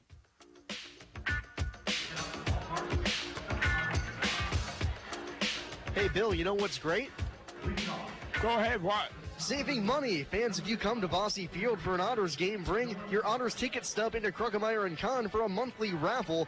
Winning ticket gets 50% off any purchase over $1,000 on their fine jewelry. Winner will be drawn on the first of each month. Also mention the Evansville Otters digital network at Kruckemeyer and Kahn and get 20% off any purchase of $500 or more. Wow, I wish I knew that before. I just got finished buying my wife a few...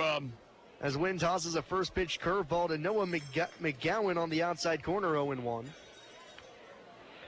Yeah, I bought her a diamond not too long ago. 0-1. Fastball outside, 1-1. Always got to keep the misses happy. Oh, yeah. Should have brought her here. There's a beautiful diamond. Well, I'll tell you what, it's funny. 1-1. McGowan fouls it off the umpire as it trickles back to the screen, 1-2. I went to the racetrack 62 years ago. I went to the racetrack and I won the first race. I won the second race. I won the third race. I won the fourth race. I won the fifth race. I won the sixth race. 1-2 pitch. just off the edge as Wynn was starting to walk around the mound thinking he had rung up McGowan looking, but no dice. Count 2-2 leading off the top of the third inning. 1-0 Otters lead. I won the 7th race, and that's how my wife got the diamond ring. 2-2 pitch. Popped in the air down the right field line. Doolin gives it a quick glance, but it's out of play. I was a ball player here with the old Evansville Braves, and I won all that money, and I called my girlfriend, and I said, I got all these $100 bills. I don't know what to do with them.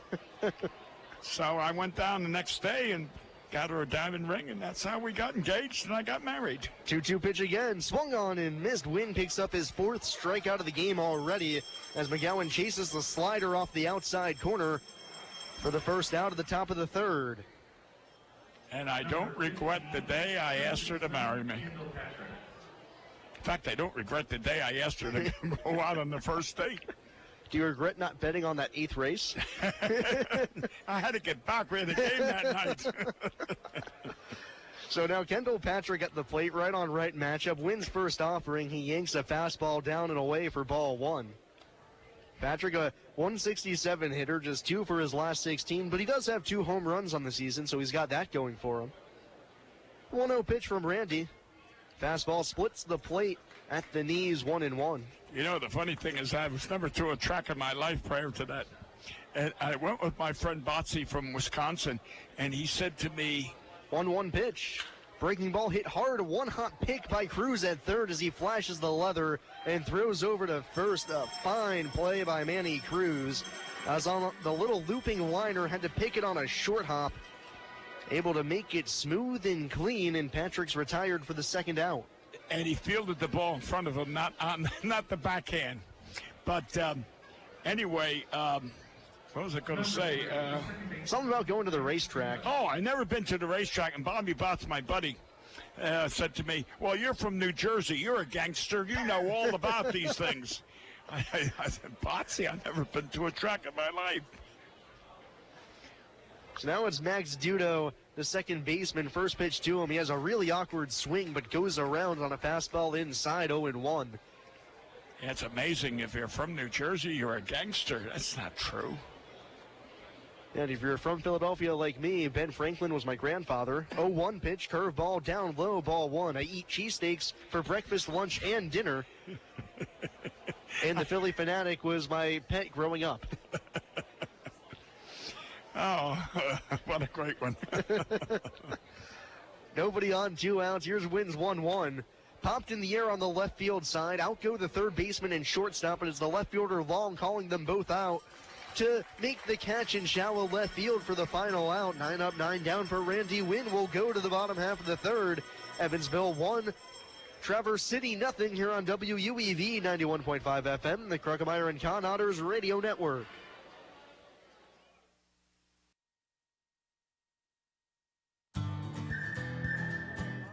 I just love this place. And I just love that ring. It's gorgeous. Where did he get it? Kruckemeyer and Kahn, of course. For the engagement ring that will have everybody talking, look no further than Kruckemeyer and Kahn. With incomparable selection, quality, and service, Kruckemeyer & Kahn is the only choice for the ring that will last a lifetime. Kruckemeyer & Kahn, your lifetime jewelers. So, everybody's talking about the ring. It's pretty great, huh? Pretty great. It's amazing. You gotta tell me, man. Where'd you get it? Kruckemeyer & Kahn, of course. For the engagement ring that will have everybody talking, look no further than Kruckemeyer & Kahn. With incomparable selection, quality, and service, Kruckemeyer & Kahn is the only choice for the ring that will last a lifetime. Kruckemeyer & Kahn, your lifetime jewelers. So let's see it. I absolutely love it. He did a fabulous job picking it out. I couldn't be happier. Well, I had a lot of help. I bet I know where it came from. Kruckemeyer and Kahn, of course. For the engagement ring that will have everybody talking, look no further than Kruckemeyer & Kahn. With incomparable selection, quality, and service, Kruckemeyer & Kahn is the only choice for the ring that will last a lifetime. Kruckemeyer & Kahn, your lifetime jewelers.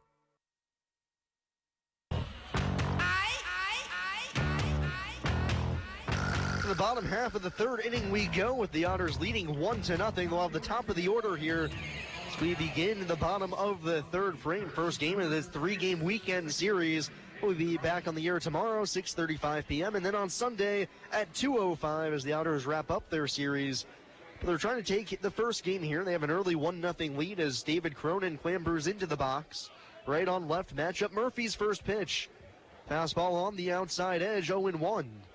Well, isn't Western Ribeye one of our sponsors? They are, in fact, one of our sponsors. Yeah, well, I might have my family take me to dinner, providing I get the free meal. 0-1 pitch, tapped foul back to the screen, and Cronin's quickly down to the count, 0-2. Our player of the game always brought to you by Western Ribeye.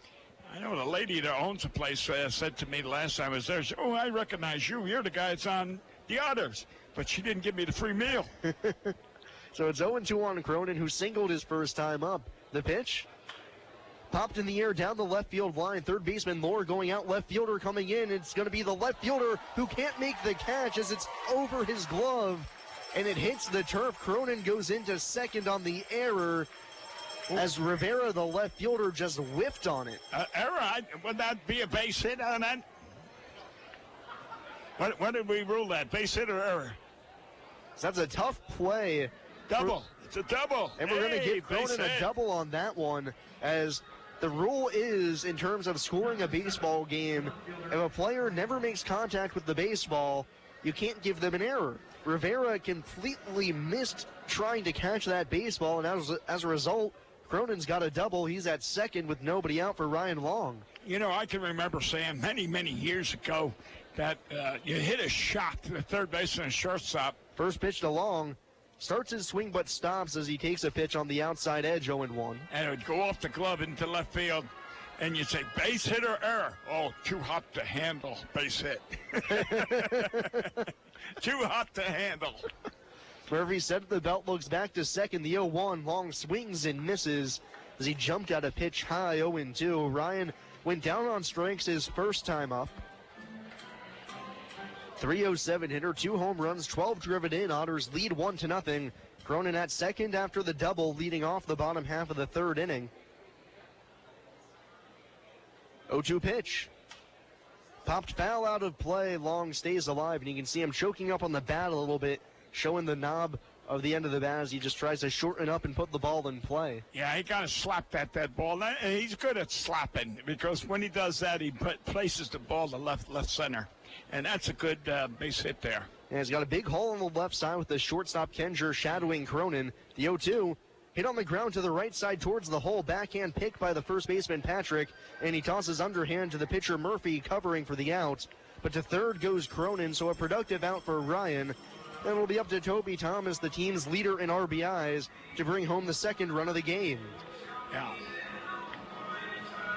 You know, when my brother was the general manager of the San Diego Padres many, many years ago, when you get a case like what Long just did, where he hit the ball to the right side and the runner advanced to third, he would make a note. And at the end of the year, or I should say when it came time for contract time, he had a note that said that the batter moved the runner over X amount, which he then gave extra thousands of dollars in his salary because of that, because then you became a team player rather than individual. So it was nice. So with Cronin at third, the Beach Bums are going to pull their infield in with Thomas at the plate. First pitch. Breaking ball swung on and missed with a vicious hack. Thomas down 0-1. And Traverse City, team that does not score a lot of runs, they know if the Otters get out 2-0, 3-0, that's a steep hill for them to climb. So they're trying to cut down the run here. Murphy set the 0-1. Breaking ball again, foul tipped at the plate, as Thomas just barely able to nick it. And quickly down to the count, 0-2. Well, he got 2 curveballs, and they're kind of off speed. And in both cases, Toby was way out in front. So I don't know if he's going to get the same pitch or not. But Toby's was too far in front. 0-2 pitch. Another curveball down in the dirt. Thomas lays off 1-2. I have to imagine now they might go with the high fastball, try and change the eye level. After 3 straight breaking balls, Cronin at third, 1 away, infield in for the Beach Bums. The Otters leading 1-0, bottom half of the third inning. Murphy set, kicks and deals the 1-2. Fastball off the glove of the catcher Lowry, but not far enough away to allow Cronin to score as it was way outside. It's 2 balls and 2 strikes. One of the odd things here at Bosse Field, the room behind home plate, there's less of it, and then you go down the right and left field lines. There's more foul territory there than there is behind the plate, which is something pretty unusual you don't see very often. Well, 60 years ago, home plate was in between where home plate and the pitcher's mound is now. There was a lot of room. 2-2 pitch. Curveball off the outside edge. Thomas wisens up and lays off it. And he's worked the count to full, 3-2. I remember having balls get by me. They were pass balls in those days, not wild pitches, but pass balls. And I used to call a cab. It was so far back I had to call a cab. Murphy set the payoff pitch. Curveball called, strike 3 as he buckled the knees of Thomas. A little backup breaking ball freezes Toby. He's down on strikes looking. 4th of the game for Murphy, and a big one with Cronin still at 3rd with 2 outs, and it'll be up to Jeff Gardner to drive him home. You know, Toby went down on 3 strikes on that. 2 he swung at, and the 3rd one he was called out, and they were all curveballs. The fastballs were all balls, but the curveballs was the ones that got him. So now it's up to Gardner. Cronin at 3rd, 2 away. Otters lead 1-0, trying to extend that here in the frame. First pitch down and in. Gardner lays off as he had to shuffle his feet out of the way for ball 1. You know what, when Toby, getting back to Toby with the runner on 3rd when I was playing, and I don't mean bragging or talking about myself, but I used to love to say. 1-0 pitch. Gardner takes up and away as the catcher Lowry bluffs a throw to 3rd to keep Cronin close. When I would approach the plate, I'd say, just let me get a sacrifice fly. That's all I want for the RBI, sacrifice fly. I wasn't worried about a hit. Ask not, want not. Yeah. Beggars can't be choosers. Well, you know, a lot of managers in 2-0. Good off-speed pitches. Murphy goes to the breaking ball on the fastball count and paints the edge. 2 balls and 1 strike on Gardner. Farm directors and managers in affiliated baseball, they look at the RBIs. You know, they'll say, well, the guy batted 260, but he had 80 RBIs. Well, hey, he's worth playing. 2-1 pitch. Almost hits Gardner as he has to push his feet back and extend his backside to get out of the way. 3-1. He can keyhole in on a fastball. Or if Murphy chooses, he can pitch around him and attack Travis Harrison, who's on deck. He's already struck out so far this game. I'd come out with a curveball right now, to be honest. I think he's got a good curveball. 3-1. Oh. Fastball fouled down the left-hand side. Left fielder Rivera giving chase. He goes into foul ground, but just runs out of room as he runs through the Beach Bums bullpen. The count's full on Gardner, 3-2. Yeah. You know, I have seen in the past people run to whether it's right field or left field, and they tripped over the pitcher's mound out there. Yeah, in the bullpen, and that can cause some serious damage. Right. I've seen them fall. So it's 3-2 on Gardner. Cronin at 3rd, 2 away. Otters lead 1-0, trying to double that here in the 3rd. Murphy set the payoff pitch. Down low for ball 4. Gardner draws his 2nd walk of the game. This time with 2 outs, it'll put men at 1st and 3rd for Travis Harrison. Well, he got the runners on 1st and 3rd. Tell our fans, yesterday we had the runners on 1st and 3rd, and Mike threw the runner out 3rd base because the runner from 1st was stealing to go to 2nd. Rizzatello pump faked the throw to 2nd, right, drew the runner off of 3rd, and then fired a shot to the 3rd baseman who applied the tag on a strike him out, throw him out double play. Yeah, First pitch to Harrison is up and away, ball 1. I remember you saying that, the double play, and I didn't know how it went. I mean, I knew that Mike threw the runner out at 3rd, but it didn't what happened. You just explained it. Thank you, sir. Yeah, no, it was a phenomenal play by Rizzatello. Right. Harrison hits here with men at 1st and 3rd, 2 away. Otters lead by 1. The 1-0. Good breaking ball snapped off by Murphy as that's his go-to pitch here in the inning, and it's 1-1 on Harrison. See, that's why I thought he should have thrown that 3-1 count, the curveball to Gardner on that 3-1 count. Travis, 3 home runs, 19 RBIs, 19 ribeyes, 2nd on the team. The 1-1 way out in front of a breaking pitch. So he got googly-eyed at that one. You know, that looks like an off-speed curveball. And I think most of our hitters are way out in front on that pitch, and I think that's what's fooling them. It's, well, let's say 10 to 15 miles slower than his fastball. It's like a big bubble just floating towards home as Murphy comes set the 1-2. Fastball up and away. Tries to tempt Harrison, but he lays off 2-2, and your eyes just get really big. Muscles get juiced up a little bit. You take a big hack. Baseball's not even 20 feet close to home plate.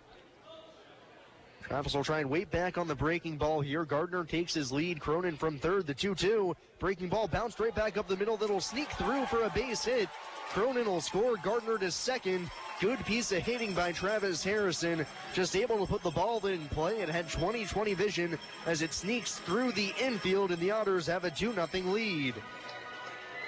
And you say Travis City doesn't score much, so those 2 runs might look big. Is that what you're saying to us? Exactly.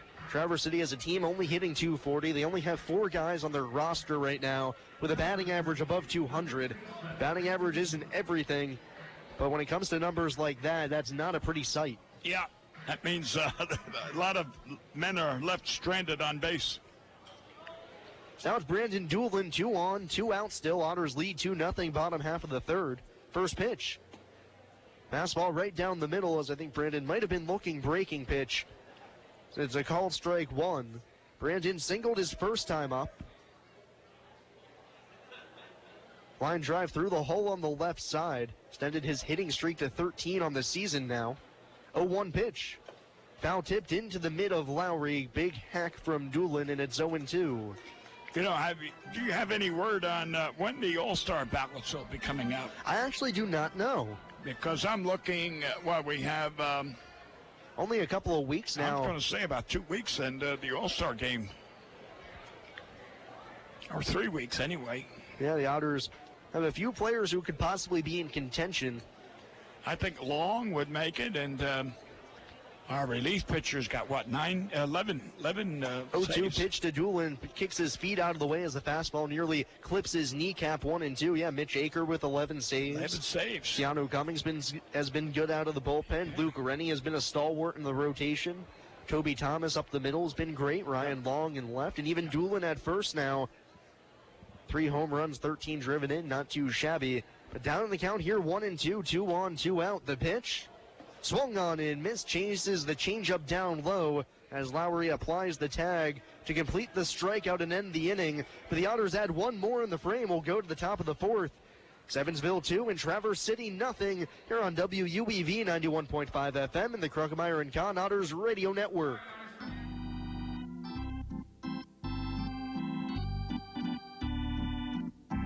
The 2018 Frontier League Home Run Derby and All-Star Game will be held at Car Shield Field in O'Fallon, Missouri on July 10th and 11th. This year's Home Run Derby will feature 4 former Cardinals headlined by Jim Edmonds competing against the best sluggers from around the Frontier League. Find out more information and purchase tickets at rivercityrascals.com.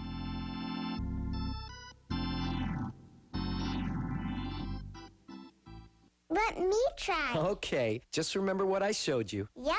There was a bunny who had one big ear and another big ear. They looped-a-looped, made a bow, and the bunny hopped away. I did it! Oh, good job, kiddo. Now let's tie your other shoe. The smallest moments can have the biggest impact on a child's life. Take time to be a dad today. Learn more at 1-877-4DAD-411 or visit fatherhood.gov. Brought to you by the U.S. Department of Health and Human Services and the Ad Council. Hi, I'm Bill Morgan of Bill Morgan Roofing and Construction. I've built a reputation of doing quality work that will stand the test of time. We didn't get here by knocking on doors, talking gibberish, or trying to be the lowest bid. You don't like to be sold to, and that's not what we do. My philosophy is simple: treating your home like it's my own, from start to finish. For roofing, gutters, siding, give us a call at Bill Morgan Roofing and Construction. Roofing the right way. 812-499-5892 or BillMorganRoofing.com. 91.5 WUEV Evansville. Hey, Otters fans, stay up to date with the latest news and promotions from the Evansville Otters by visiting EvansvilleOtters.com and subscribing to the Otters e-newsletter by clicking newsletter on the EvansvilleOtters.com homepage. Also, don't forget to follow the Otters on Twitter at Eville Otters, on Instagram at Evansville Otters, and like the Evansville Otters on Facebook. Be sure to use our team hashtag #UOtterB here, and also download the Otters mobile app for free on the App Store by searching Evansville Otters. First pitch from Wynn to lead off the top half of the third inning is popped up down the left field side by R.B. Fields. Cruz giving it a look, but it's into the stands for strike one. Yeah, up off the roof, and and it came back off the roof, and Cruz just flipped it up to some guy in a blue shirt wearing glasses, and he's got two little children there, so someone got a baseball. Little girl, I guess he gave it to a little girl. 0-1 pitch. Fields lines it into right field, and Gardner will have to play it on a hop. First base runner of the game for the Beach Bums on a line shot single to right. Fields aboard at first to open up the fourth inning.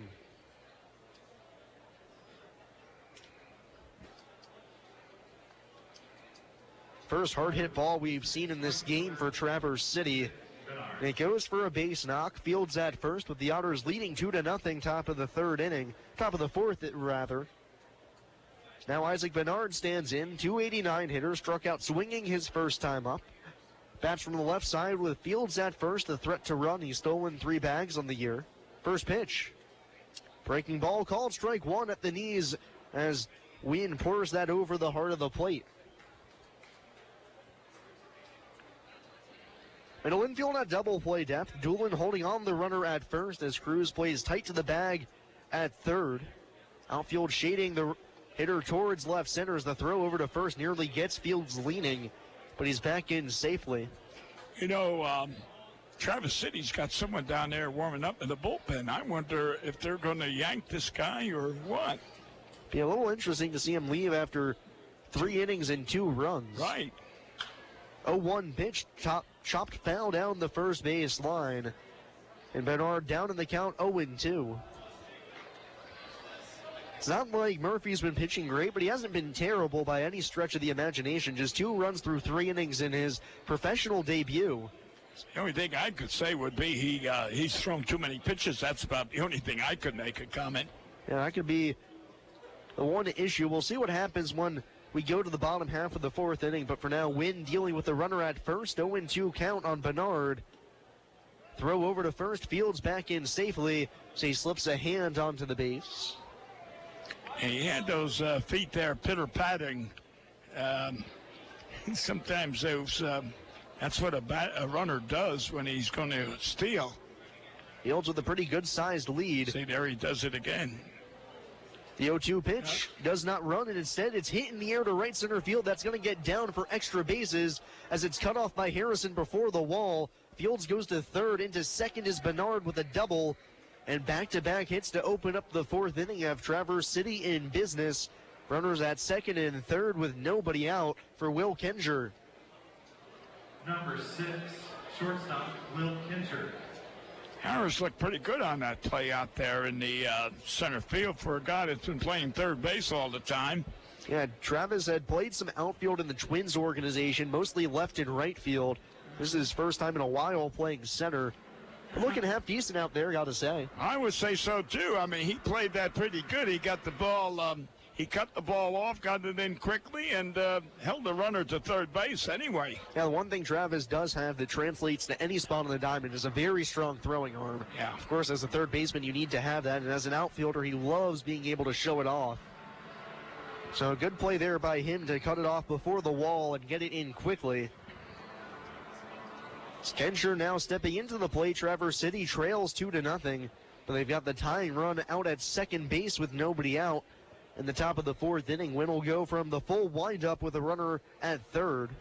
Skencher bats from the left side, the first pitch. Breaking ball just a bit high as it tries to slice the outside edge for ball one. Well, he ought to stay with that curveball because it's been effective for him. Skencher's first time up. Hooked a ball down into the right field corner that Gardner was able to make a play on, but hit it pretty well. The 1-0. Fastball down and in underneath the hands of Kinger for ball 2. He did hit the ball pretty good down there, but the first two he swung at was curveballs, and he looked terrible. But he hit a fastball, and that was what it was. And it was impressive that Kendra hit it as far as he did, as he was just out on his front foot, but barreled it up. 2-0 pitch. Fastball inside as that shuffles the feet of Kendra and wins down in the count 3-0. Well, now he's, I'm going to say I'm betting on it's going to be a fastball because I don't think he's going to throw his, but again, that's his most effective pitch. We'll see if Kendra has the green light 3-0. Here it comes. He does, and he rips it onto the ground right side. Diving stop by Doolin, who underhand flips to win at first. As Doolin saves a potential run from scoring, but Traverse City does get one on the play. An RBI ground out for Kendra, and a great diving stop by Doolin. As the Otters get the first out of the inning, to third goes Bernard. And it's now a 2-1 ball game. That was one heck of a play at first base by Brandon. I'll say that. That saved a run because both runners would have scored.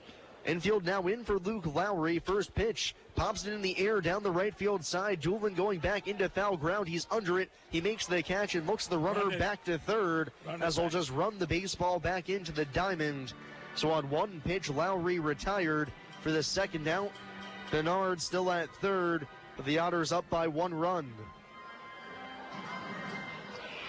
Several years ago, we had a similar play like that, and the first baseman played for Stanford. Now, Stanford's a pretty good baseball college, and he threw it to third base, and thank God it didn't go wild. And he came in, and I yelled at him. I shouldn't say that. First pitch from Wynn to Rivera is tapped foul to the Otters' dugout, 0-1. I shouldn't say I yelled at him. I just said, don't ever do that again. And I said, there was no one backing up. If that ball ever got by the third base and the runner scored, you should run it in. He said, oh, no, that's the way we play it. I said, I've never seen that before. 0-1, curveball fouled straight back over top of the screen. Rivera now down to the count 0-2. Struck out looking his first time up. Bernard at third, the tying run. Top of the fourth inning. Traverse City's already plated 1 run. It's 2-1. Win from the full windup with Bernard at third base. Kicks and deals. Here it comes. Down in the dirt. Great block by Valorio, as that was a breaking ball about 5 feet out in front of home plate. Well, anyway, to cut the story and finish the story, I said, don't ever do that. He said, well, the pitcher is the cutoff man. I said, I never heard of that before. I never heard of a pitcher being the cutoff man. But 1-2 pitch. That one nearly hits Rivera as he has to jackknife out of the way. 2-2. Yeah, the first battle pitchers have to fight is they have to be considered athletes. They're not allowed to touch the baseball after they pitch it.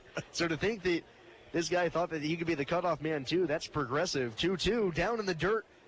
Rivera tries to check his swing. They'll appeal to second, and no swing, so the count full 3-2. Yeah, all they got to do is learn to field ground balls and throw strikes. 3-2 on Rivera, 2 outs. Runner at third, 2-1 Otters lead, top of the fourth. Wynn kicks and deals the payoff pitch. Breaking ball popped in the air to shallow center. Thomas going out, Harrison coming in, and the center fielder calls off the shortstop to make the catch in shallow center and end the inning. But 1 run for Traverse City. We go to the bottom half of the frame. It's the Otters 2 and the Beach Bums 1 here on WUEV 91.5 FM and the Krugmeyer and Kahn Otters Radio Network. No matter how large or small your digging project may be, no matter how urban or rural, you must always call 811 before any digging project. 811 is our national one-call number, alerting your local utility companies to come out and mark any lines they have near your dig site. So before you do this or this, make sure you do this. For digging projects big or small, make the call to 811. Brought to you by Indiana 811.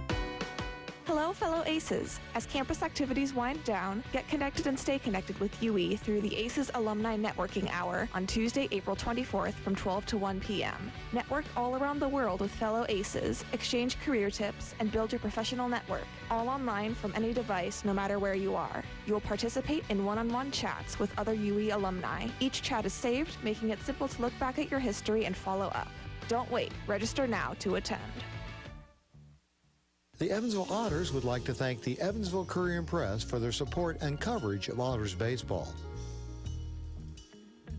The Evansville Courier and Press provides news, sports, and weather coverage to the Tri-State, both in a print and online edition. The Evansville Courier and Press can be found online at courierandpress.com, as well as on Facebook, Twitter, Instagram, and Pinterest. The Evansville Courier and Press, a member of the Journal Media Group.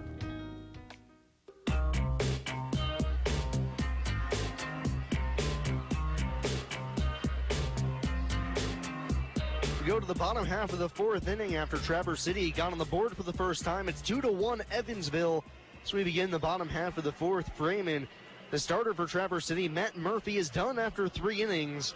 In his professional debut gives up 5 hits, 2 runs, they were both earned, 2 walks and 4 strikeouts as he gives way to Sam Burton, Pikeville, Kentucky native. This will be his 12th appearance for Traverse City. He's 0-1 with a 5.28 ERA. 15 1/3 innings, 14 strikeouts, 10 walks, and 13 hits for the 6'4" righty from Winston-Salem State University. So deal to Luis Valorio leading things off. First pitch. Fastball off the outside edge, 1-0. Little side armor. That means he doesn't have a curve. It's a slider because he doesn't close the curtain. 1-0. Fastball off the edge yet again at the knees. 2 balls and no strikes. And I have to correct myself. Murphy finished with 5 punch-outs, not 4. So a slight correction there as the count's 2-0 on Valorio, who struck out swinging his first time up. 2-0 pitch. Fastball yanked down and away. And the first 3 pitches from Burton here in the ball game are all outside and low. So it's 3-0 on Valorio, leading off the bottom of the fourth inning. The pitch, Valorio shows bunt but takes it back, and it's a called strike 1. He started walking towards first, but off to stay in the box. That's the second time in as many games I've seen Luis do that. In both times, I think that's actually caused the home plate umpire to call that pitch a strike because they're annoyed with the fact that Valorio is showing bunt, just trying to throw off the pitcher. Oh, okay. The 3-1. Up and away for ball 4, so Luis does, in fact, draw the walk. Not what Burton was hoping for coming in out of the pen as he issues the leadoff free pass to Valorio. There's a runner at first for Joe Lytle. The big base hit that drove in the first run, his first at bat in professional baseball. Yeah, Joe with a nice welcome here in Bosse Field. Signed over the weekend, getting his first plate appearance back in the second inning. Came through with a 2-out RBI knock.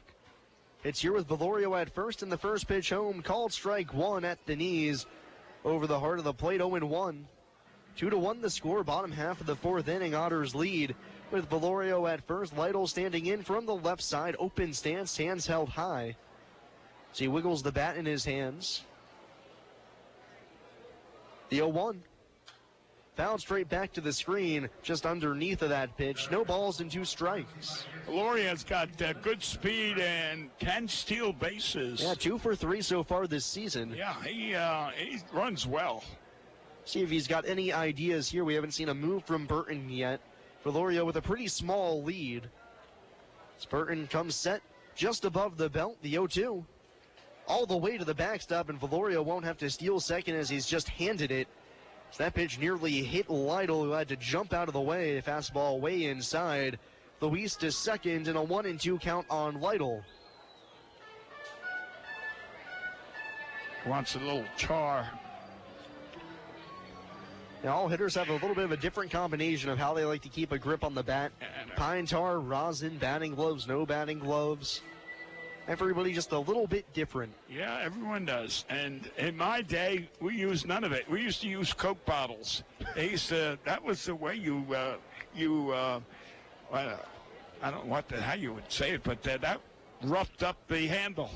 Okay. Don't know if anybody does that nowadays, but heck no. 1-2 pitch. Hit on the ground to the right side. That'll get Valorio to third as the second baseman Dudo picks it up and throws Lytle out at first. So productive at bat for Joe. 2 of them so far today on the ground out. Valorio goes to third with just 1 away. And Manny Cruz will have a shot to bring him home and get the Otters lead back to 2 runs. The Traverse City infield will once again play tight on the grass. Valorio at third base. It's a 2-1 game, 1 out, bottom of the 4th inning.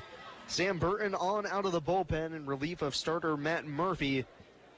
Walked Valorio to lead off the inning, then a wild pitch sent him to second. The ground ball from Lytle pushes him to third.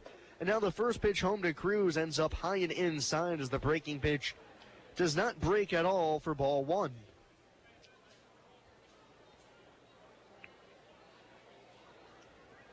Burton comes set, the 1-0. Fastball straight back to the screen as Cruz looks down at the barrel of his bat knowing he had a pitch to hit, but can't square it up, and the count's even 1-1. The shortstop's actually on the infield. Well, now he's backing up. I couldn't believe that. Nope, now he's back on. 1-1. Up and away. Cruz lays off 2 balls and 1 strike. Yeah, you normally see infielders play a few steps behind the grass, give themselves a little bit extra range. Right. And so, and also if a ball's hit extremely hard, a little bit more reaction time. So surprising to see all the infielders in on the grass as Cruz shoots the 2-1 foul on the right-hand side. Count 2-2. Because normally it just tends to be flat-out dangerous to be closer than 90 feet to the plate. Otherwise, you risk getting a few teeth knocked out. It's 2-2 on Cruz. Infield in. Valorio at third. 1 away. Otters up by 1. The pitch. Cruz lines it off the glove of the first baseman, Patrick, and on into shallow right field. Valorio will come home to score. Cruz aboard at first. Base hit. And it's a 3-1 Otters lead. It's got to be a base hit. We'll see how they rule that one.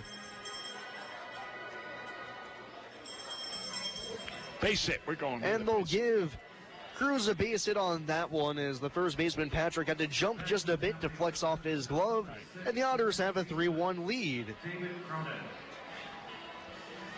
And Valorio is explaining to Mr. Long the type of breaking pitch, if you notice, which is good. That's one of the things you want to do is one the batter who faced the pitcher say this is the way he, you know, his curveball or slide or whatever. First pitch to Cronin, he shows bunt, but the pitch is outside, 1-0. Before that pitch, the third baseman, Lohr, he's still playing way back on Cronin and off the line as well. So if David drops down, not even a good bunt, but a half-decent one, he could walk to first base if he wants to. And with that new sod, the ball's going to stay in play. 1-0 pitch, up and away for ball 2, 2-0. And now you can see Lohr creeping towards home plate a little bit more as the pitch comes home, but still, you normally see third baseman playing in on the grass to start with David, who's 2 for 2 today, excuse me. Single and a double, scored his last time up. 2-0 pitch, Cruz at first. Here it comes. Lined into left center field. This one's going to get down and roll all the way into the left center field gap and go to the wall. Cruz racing around third. He's going to be able to score without a play. Cronin going for 3. The head first slide. He's in there with a triple. It's a run-scoring triple for David Cronin, and the Otters lead 4-1. I'll tell you what, in the addition he has been so far, his bat is just exploding. Here he is. He came in only playing in 9 games, and he's got he's got 14 hits already. That's not bad. Yeah, that's actually David's second extra base hit of the day, and just to say something, he's a home run shy of the cycle, and we're here in the 4th inning. So the infield will come in yet again for Jeff Gardner, or for Ryan Long, excuse me. Got my left-handed batters mixed up. First pitch home, fastball low, 1-0. Cronin at third, and now out comes the pitching coach for Traverse City. Nobody warming up in the bullpen, so right now they're just trying to piece things together. I tell you what, I mean, Cronin really put the wood to that ball. That was a tweener, and I didn't think that ball was going to carry as far as it did, but that thing, 1 or 2 hopped the left center field fence. That was good power displayed by David, especially the other way. He drilled it, and the great thing is that he knows how when he hits the ball, depending on where it's going to go, he was thinking 3 right out of the box. You're right. And not many players can turn a ball into the left center field gap, especially into a triple. No, you're right. He threw it in overdrive. Yeah, big time. So it's 1-0 on Long. The meeting adjourned on the field. 2 runs home in the inning for the Otters. A third waits in the wings at third base Cronin takes his lead. It's 1-0 on Ryan, who's 0 for 2. Strikeout looking and a bounce out to first. The 1-0 pitch. Hit high in the air to deep right center field. Right fielder Bernard going back into the right center field gap. He looks up, and that ball is off the base of the wall. Long around second now. He's going for third, and he's going to make it there standing. Back-to-back triples for the Otters, and they now lead 5-1.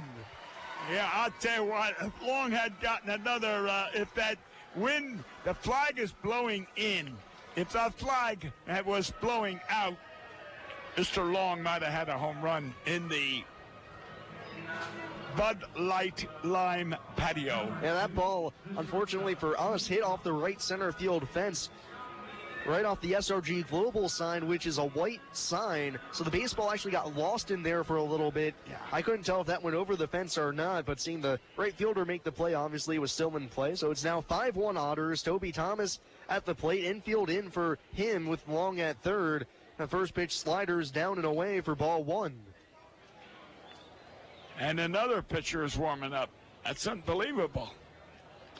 Burton, the reliever, comes set, the 1-0. Thomas taps it foul down the third base side, 1-1. Toby 0 for 2, bounced back to the mound and struck out looking his last time up with a runner at third and 1 away. Long at third after the RBI triple, back-to-back triples for the Otters. The most that they've had in a game so far this year. We're not even halfway through this one. 1-1. Fastball just off the edge as the catcher Lowry stuck it for a second, hoping to get the call from Weinstein, but no dice, and it's 2-1. Now, Toby hits a lot of ground balls between third and short. 2-1 pitch. Ground ball to the third baseman, Lohr, who picks it on the backhand, throws low to first, but it's picked out by Patrick, who's able to scoop it and retire Thomas for the second out. Long stays at third. And I was just about to say he hits a lot of ground balls to third and short, but with the infield playing in, it gives him a better chance of getting it through. But that one was right at the third baseman. Yeah, so. Unfortunately not hit very hard for Toby and bounced right to the third baseman, Lohr, on his backhand side. Yeah. Makes the play thanks to a nice scoop by Patrick. So it'll be up to Jeff Gartner, who's walked twice today. Right on left matchup, first pitch. Fastball outside for ball 1. We have seen Thomas hit so many shots at third that because the third baseman play him deep and more or less toward short, rob him of many, many hits. That one there was right to the third baseman. 1-0, line drive right back up the middle as it skips by the second base bag and on into center. Gardner joins the fun with an RBI single. The Otters have put up a 4-spot here in the 4th inning, and they now lead 6-1. And that's the end of this guy. Out comes the manager, Dan Roan, for Traverse City. Sam Burton comes on in relief of Matt Murphy and does not provide much. Getting 2 outs, he's allowed 4 runs. He's still on the hook for Gardner at first. We'll take a short break and be back with the new arm for Traverse City. It's the Otters 6 and the Beach Bums 1 here on WUEV 91.5 FM and the Kruckemeyer & Kahn Otters Radio Network. The Evansville Otters would like to thank the Evansville Courier & Press for their support and coverage of Otters baseball. The Evansville Courier & Press provides news, sports, and weather coverage to the Tri-State, both in a print and online edition. The Evansville Courier & Press can be found online at courierandpress.com, as well as on Facebook, Twitter, Instagram, and Pinterest. The Evansville Courier & Press, a member of the Journal Media Group. So I'm a cat, and I just moved in with this new human, and she's got this little toy she's always playing with, all day long. Tap, tap, tap, tap, bloop, bloop. She can't put it down. There it is. Oh, and get this. She even talks to it. Last week, she asked it for Chinese, and guess what? Egg rolls showed up. Like magic. Humans have cool toys. A person is the best thing to happen to a shelter pet. Be that person. Adopt. Brought to you by the Ad Council and the ShelterPetProject.org.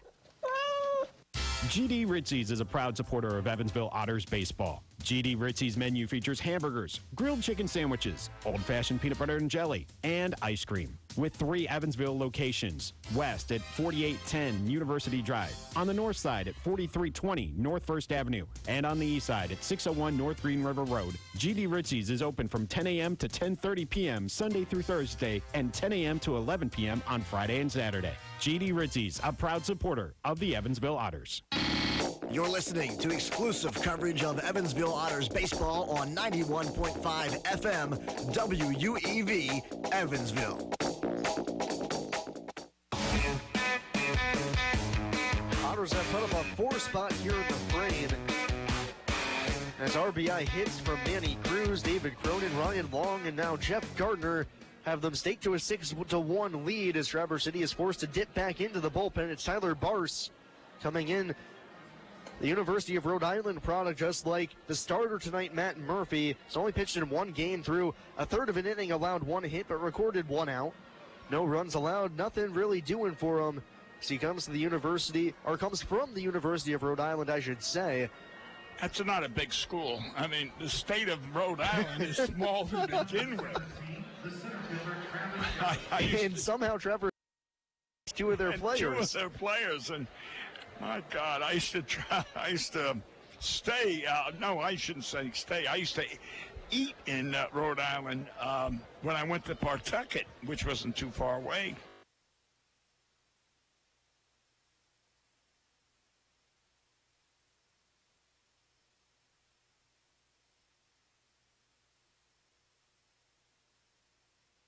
Comes Brass into the game with a base knock. Gardner goes up to second on the base hit. There was a college that taught what am I trying to say? Hospitality? Yeah, but restaurant and hotel management. Okay. And you could eat there free because they needed people to serve. Sounds like a good place to me as Brandon Doolin stands in. 2 on, 2 out. The first pitch ripped on the ground right to the second baseman, Dudo, who's able to glove the tricky hop and throws Doolin out at first to end the inning. But for the Otters, 4 runs come home to score as we'll go to the 5th. It's the Otters 6 and Traverse City 1 here on WUEV 91.5 FM and the Krugemeyer and Kahn Otters Radio Network. I just love this place. And I just love that ring. It's gorgeous. Where did he get it? Krugemeyer and Kahn, of course.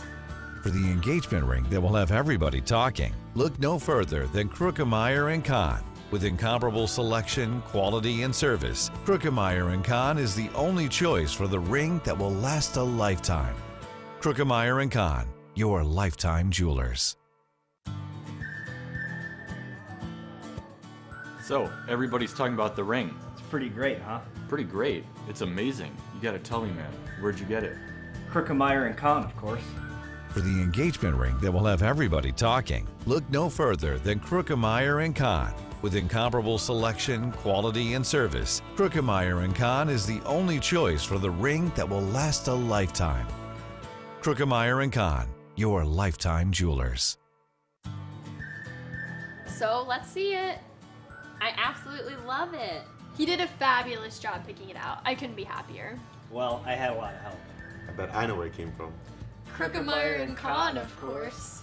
For the engagement ring that will have everybody talking, look no further than Krugemeyer and Kahn. With incomparable selection, quality, and service, Krugemeyer and Kahn is the only choice for the ring that will last a lifetime. Krugemeyer and Kahn, your lifetime jewelers.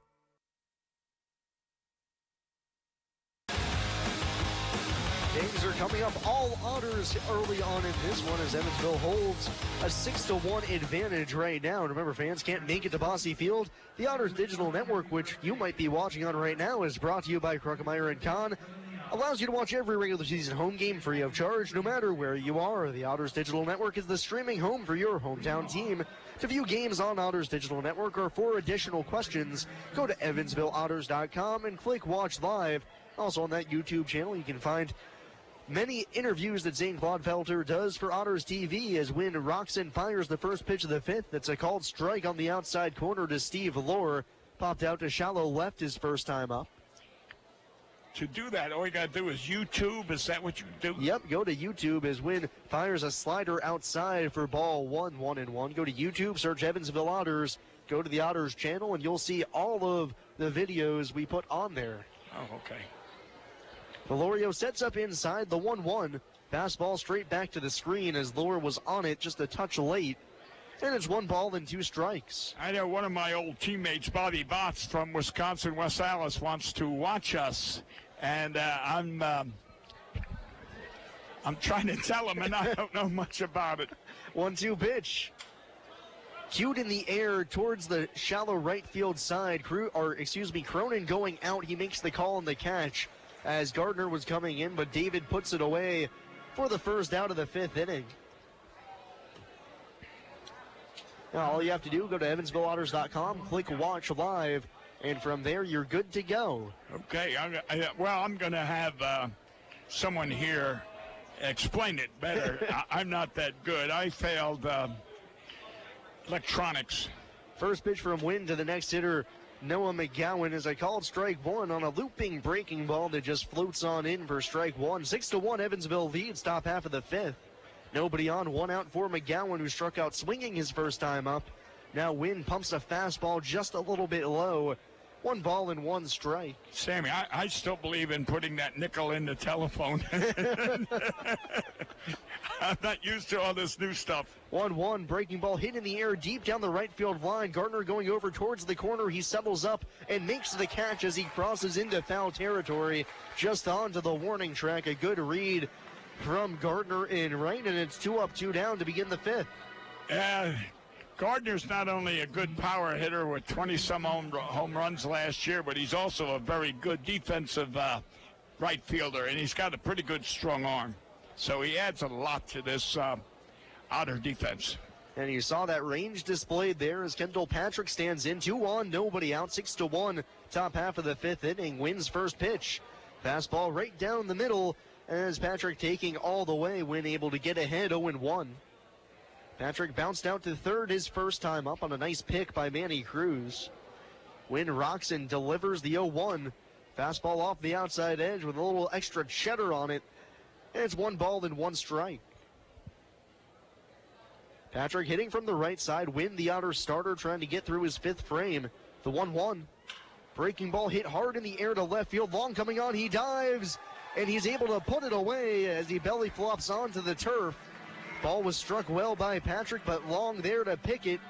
And the inning is over. 1, 2, 3 down go the Beach Bums, and we'll go to the bottom half of the 5th. Halfway through this one, it's the Otters 6 and the Beach Bums 1. You're on WUEV 91.5 FM and the Kruckmeyer and Kahn Otters. I just love this place. And I just love that ring. It's gorgeous. Where did he get it? Kruckmeyer and Kahn, of course. For the engagement ring that will have everybody talking, look no further than Kruckmeyer & Kahn. With incomparable selection, quality, and service, Kruckmeyer & Kahn is the only choice for the ring that will last a lifetime. Kruckmeyer & Kahn, your lifetime jewelers. So, everybody's talking about the ring. It's pretty great, huh? Pretty great. It's amazing. You gotta tell me, man. Where'd you get it? Kruckmeyer and Kahn, of course. For the engagement ring that will have everybody talking, look no further than Kruckmeyer & Kahn. With incomparable selection, quality, and service, Kruckmeyer & Kahn is the only choice for the ring that will last a lifetime. Kruckmeyer & Kahn, your lifetime jewelers. So let's see it. I absolutely love it. He did a fabulous job picking it out. I couldn't be happier. Well, I had a lot of help. I bet I know where it came from. Kruckmeyer and Kahn, of course. For the engagement ring that will have everybody talking, look no further than Kruckmeyer & Kahn. With incomparable selection, quality, and service, Kruckmeyer & Kahn is the only choice for the ring that will last a lifetime. Kruckmeyer & Kahn, your lifetime jewelers.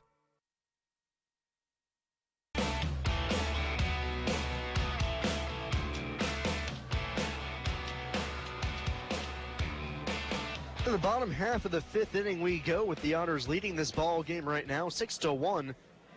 Remember, fans, whether you're searching for an exquisite diamond engagement ring, diamond anniversary band, dazzling earrings, or a gorgeous diamond bracelet, Kruckemeyer & Kahn is the place for extraordinary value and a pleasurable experience. Kruckemeyer & Kahn, a supporter of Evansville Otters baseball. Luis Velorio leads off the fifth just like he did the fourth, but as a different pitcher out there, it's Tyler Bars, who finished off last inning, recording the final out on a ground out of Brandon Doolin. So Velorio stands in. He's 0 for 1, walked and scored, leading off last inning. Right on right matchup. Here's the pitch. Fastball up and away. Velorio lays off for ball 1.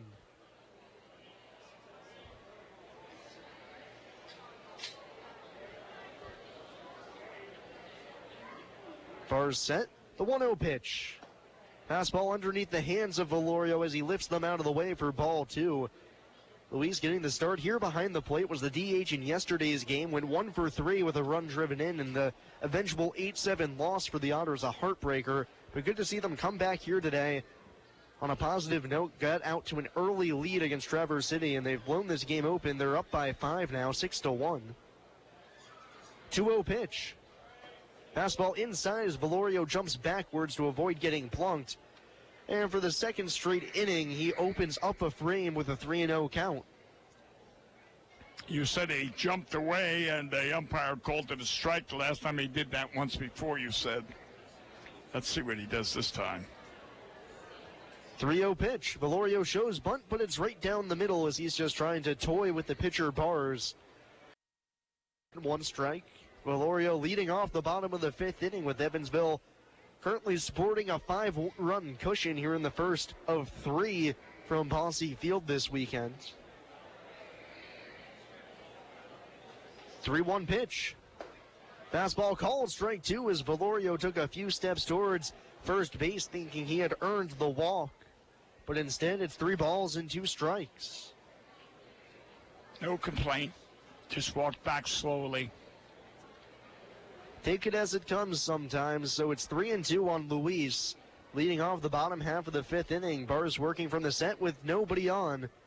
Kicks and deals the payoff pitch. Velorio with a little number back to the mound.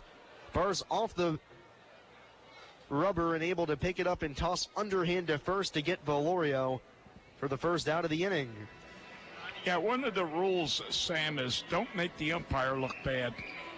That's when you're in trouble when you do. And whenever that happens, you can be sure the next close pitch is not going to go your way. Exactly. As Joe Lytle stands in, he's had a good debut, 1 for 2 with an RBI single.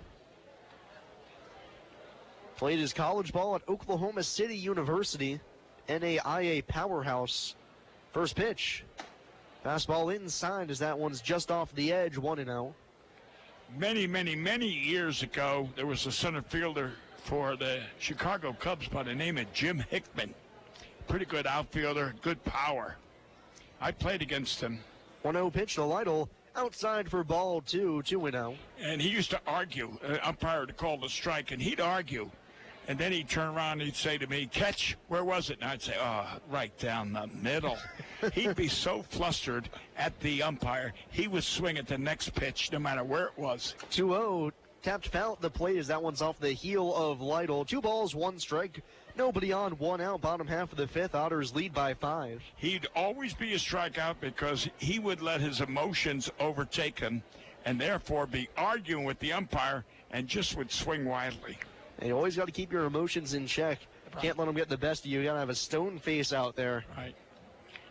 Yeah, he played in the majors for quite a few years. Jim Hickman, right-hand hitter, good power. Bad attitude. Lytle standing in slightly open stance. When he was at Oklahoma City University, he got to play in the NAIA World Series. Said it was a thrill of a lifetime for him. The 2-1 upstairs for ball 3, 3-1. But an even bigger thrill for him was just attending Oklahoma City University, as he had many offers from other Division I institutions at the NCAA level, but chose to go there because that was where his father had been an assistant coach for a number of years. Oh, well, he probably got there free. 3-1, broken bat liner out to the shortstop, Kendra. It's off his glove on the dive, and it trickles into shallow left field. Lytle with a big turn around first, but will hold up there. As Kendra nearly made a phenomenal play ranging into shallow left field. So call time. I think Kendra might have been roughed up on that play, but Lytle aboard at first with his second hit of the game.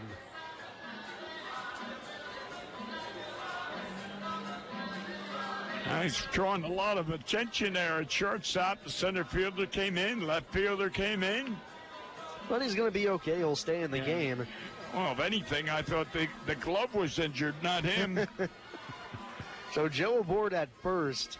He said that playing under his dad was something he'd always dreamed of wanting to do since he was a young kid, roaming the dugout when he saw his father coaching, and said, you know, one day I think it'd be cool. His dad wasn't a coach for him growing up, did not coach his little league teams or any of his travel teams or anything. So when he had the opportunity to play under him, he jumped at it. Spent 4 good years at Oklahoma City where he was a 3-time all-conference player. So Manny Cruz now stands in. First pitch to him. Fastball off the outside corner, 1-0. It's interesting what you say because I had the pleasure of coaching my son in college, too, for 4 years. Really? And my son is in the college, the University of Ashford University Hall of Fame. Oh, wow. Because of his athletic baseball ability.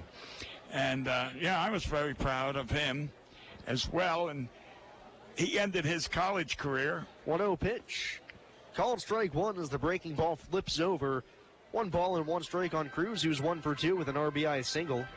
And my son Jeff ended his baseball college career with not a grand slam, but a home run, 400 and some odd feet, which I was very proud. And then he helped me coach first base here with the Otters. Oh, wow. So 1-1 pitch. Cruz takes down low as that one scrapes his shoe tops, 2-1. Yeah, he's a great baseball man, and I had the pleasure of coaching him in college.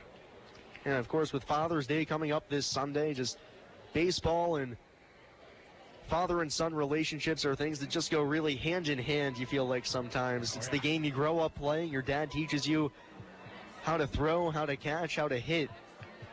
And it creates a lasting bond that's there forever. Cruz at the plate, 2-1 count, short lead for Lytle at first. The pitch. Fastball sails a little bit too far in as it runs underneath the hands of Cruz. 3 balls and a strike. You know, the ironic thing, Sam, if I just can brag another second, my son played tennis here at North. He played on the North baseball high school team and tennis. He was a pretty good tennis player as well. In college, because 3-1. Cruz fouls it straight back out of play, 3-2. The college tennis season and the baseball season ran together. He beat every one of the college tennis players, plus the coach, in practice. And they begged him to play, and he just said, I can't.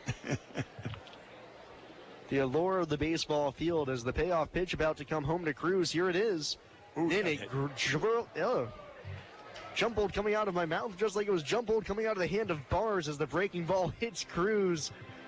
Can't get a handle on it. Manny aboard at first with either the ball four or the hit by pitch, but the hit by pitch comes first.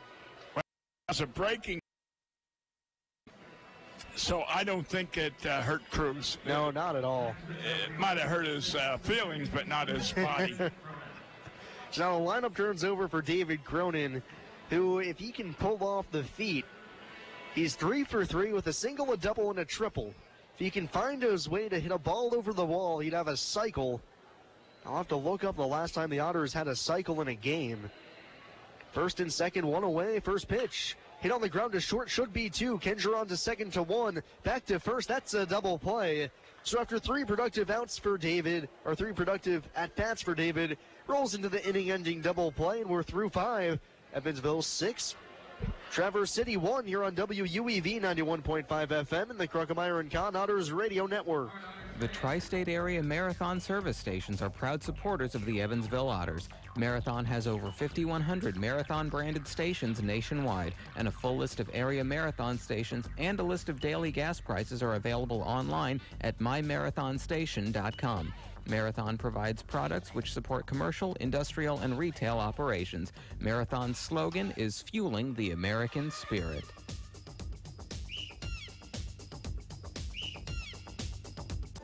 Up early, staying up late, or just can't sleep? Give 91.5 FM a listen. 3 to 5 a.m. Sunday through Friday. It's the overnight flight. hand-picked grooves for the Tri-State's late nights. Nothing sounds quite like the overnight flight, 3 to 5 a.m. Central. 91.5 late night style from the UE campus. Tune in radio app on your phone. Across the world on WUEV.org. This Evansville Otters broadcast is made possible through support from New Image Travel. New Image Travel provides motor coach charter service to the United States and Canada with pickup within a 150-mile radius of Evansville. A full list of New Image Travel's offerings can be found online at newimagecharter.com. New Image Travel can be reached toll-free at 1-800-432-6213. New Image Travel, a proud supporter of Evansville Otters baseball.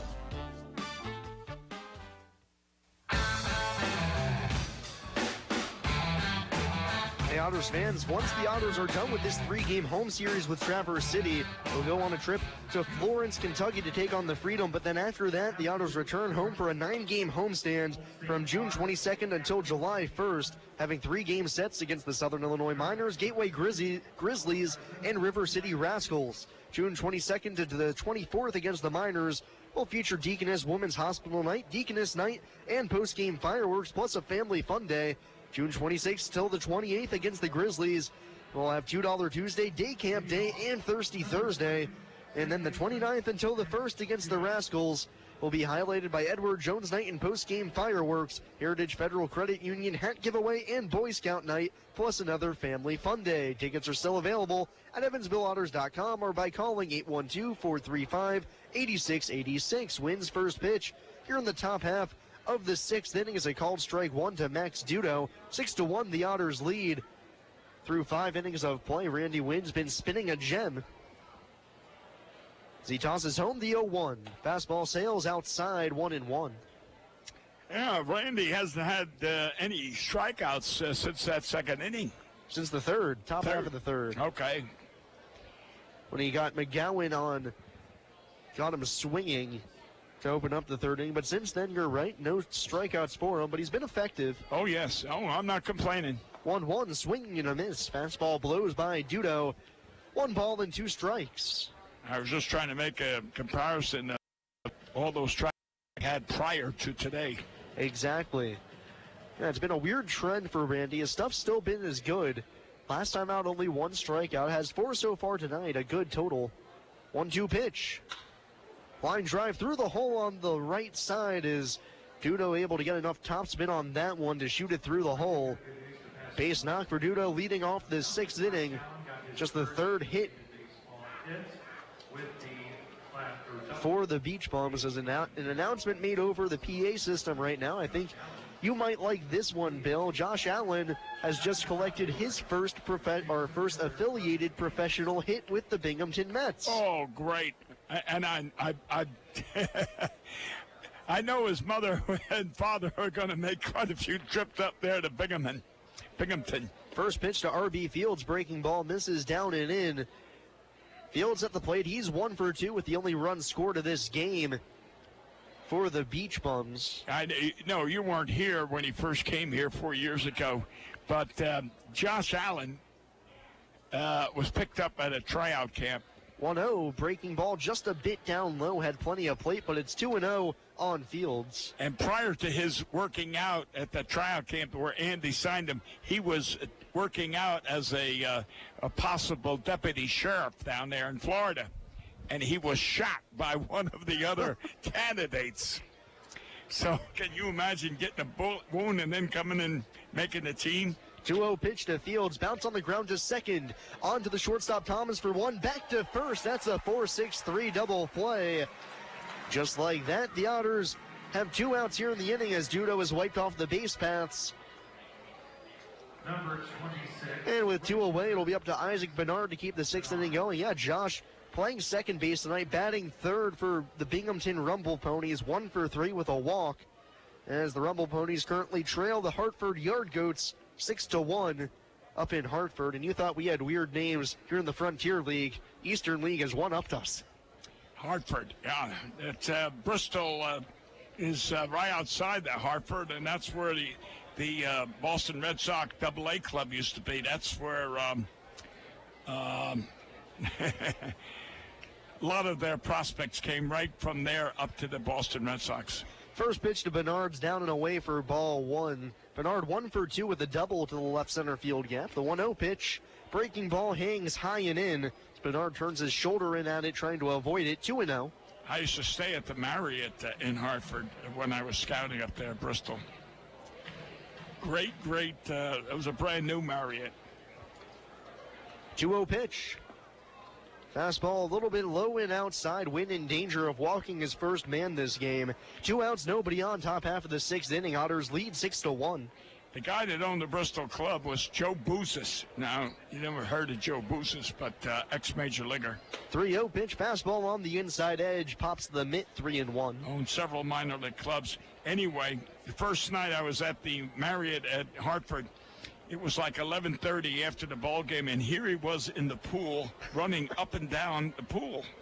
And I said, "What are you doing?" 3-1 pitch. Fastball down and away for ball 4. Tight zone there from the home plate umpire Weinstein, and Wynn walks his first batter of the game. I asked Joe. Joe was like 80-some years old, and I asked him, "What is he doing?" He said, "You know, when horses have bad legs, what do? They put them in water, and they make them, walk or whatever in water." He said that's what he was doing. Rehabilitated. So I said I learned something. So now Kendra at the plate. He's 0 for 2 with an RBI. Throw over to first. Nearly has Bernard picked off, but he's able to slip a hand in. Kendra at the plate. 2 outs, a man on. Wynn has just walked his first batter this game as the Otters lead by 5, top of the 6th. First pitch to Kendra is tapped foul to the screen, 0-1. Well, I know my daughter and son-in-law are listening to the ball game now, and or listening to us, and they'll be very, very happy to hear that Josh got that base hit. 1 for 3 so far. Yeah, he's having himself a good start to his career with the Mets as Wynn comes set. Holding on the mound now, slide steps home the 0-1 and a wicked hack from Kendra, but he screws himself into the ground as he misses 0-2. Remember I told you he hit the long fly ball to right field, but he was terrible on the curveball, and he just exhibited the same type. Throw the same curve back to him. We'll see what Wynn goes with here. Man at first, 2 outs, 0-2 count. The pitch, fastball, just got a piece of it as it just bounds beside the plate on the left-hand side. Still 0-2 as I think Kendra was looking for the breaking ball and got tied up by the fastball. So we'll see what they go with here. Well, if I'm catching, I'm coming back with the curveball. Low and inside. Down where those high stirrups he's wearing. Kendra addresses the plate, now addresses Wynn on the mound. Bernard takes his lead. Wynn comes ready. Rocks and fires the 0-2. Fouled back out of play as they went back to the fastball. No balls and 2 strikes. You know, my brother managed Vancouver. You probably don't know this. A lot of people don't know this. My brother was managing Vancouver back in the 60s. He had a pitcher named George Bamberger, who later managed the Mets. 0-2 again. Bouncing ball to Doolin at first with the nice backhand pick. Able to spear it, and will tap on the bag to end the inning. We'll finish up your story once we come back for the bottom of the 6th. It's Evansville 6, Traverse City 1 here on WUEV 91.5 FM and the Krugmeyer and Kahn Otters Radio Network. I just love this place. And I just love that ring. It's gorgeous. Where did he get it? Krugmeyer and Kahn, of course. For the engagement ring that will have everybody talking, look no further than Krugmeyer & Kahn. With incomparable selection, quality, and service, Krugmeyer & Kahn is the only choice for the ring that will last a lifetime. Krugmeyer & Kahn, your lifetime jewelers. So, everybody's talking about the ring. It's pretty great, huh? Pretty great. It's amazing. You gotta tell me, man. Where'd you get it? Krugmeyer and Kahn, of course. For the engagement ring that will have everybody talking, look no further than Krugmeyer & Kahn. With incomparable selection, quality, and service, Krugmeyer & Kahn is the only choice for the ring that will last a lifetime. Krugmeyer & Kahn, your lifetime jewelers. So let's see it. I absolutely love it. He did a fabulous job picking it out. I couldn't be happier. Well, I had a lot of help. I bet I know where it came from. Krookemeyer and Kahn, of course. For the engagement ring that will have everybody talking, look no further than Krookemeyer & Kahn. With incomparable selection, quality, and service, Krookemeyer & Kahn is the only choice for the ring that will last a lifetime. Krookemeyer & Kahn, your lifetime jewelers. Evansville.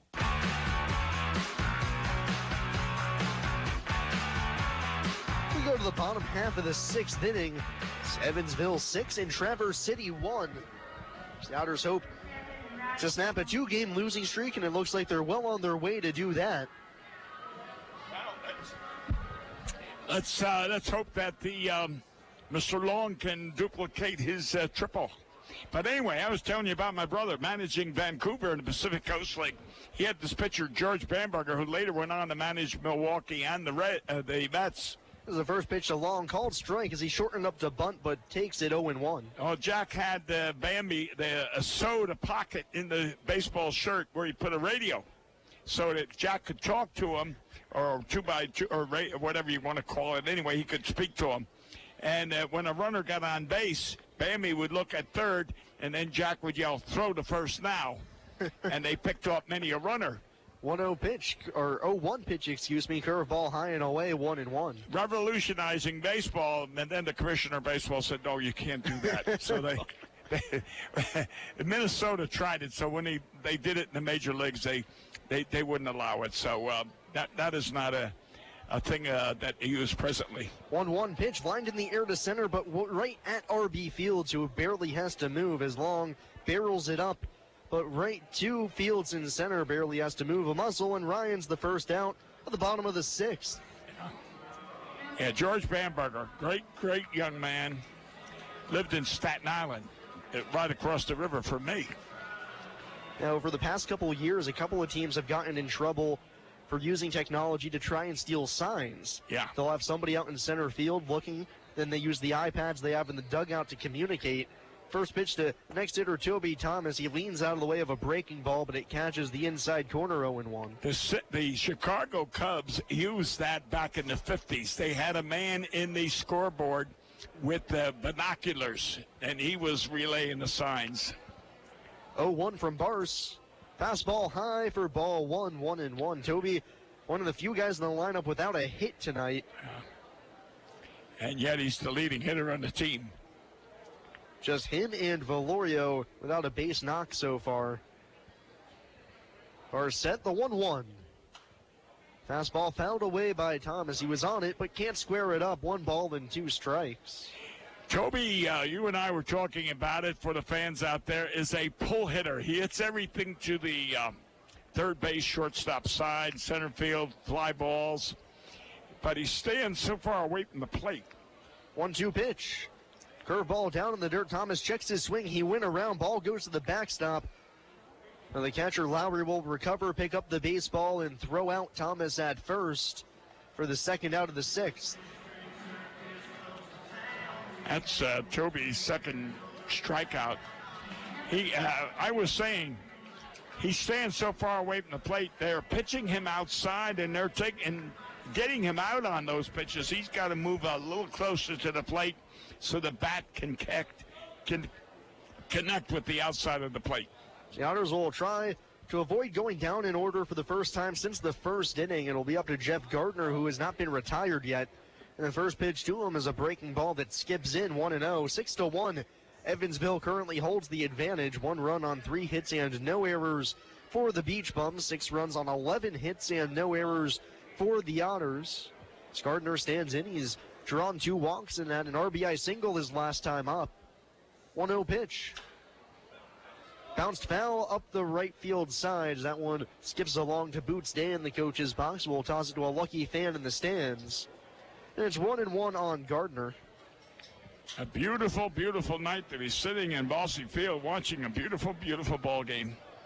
And everything's always a little bit sweeter when the Otters are winning. Oh, yeah. Well, that one night that we had, 3,600? 1-1 pitch, fouled down the left-hand side this time by Gardner as he lashes into a ball, but a little bit late, 1-2.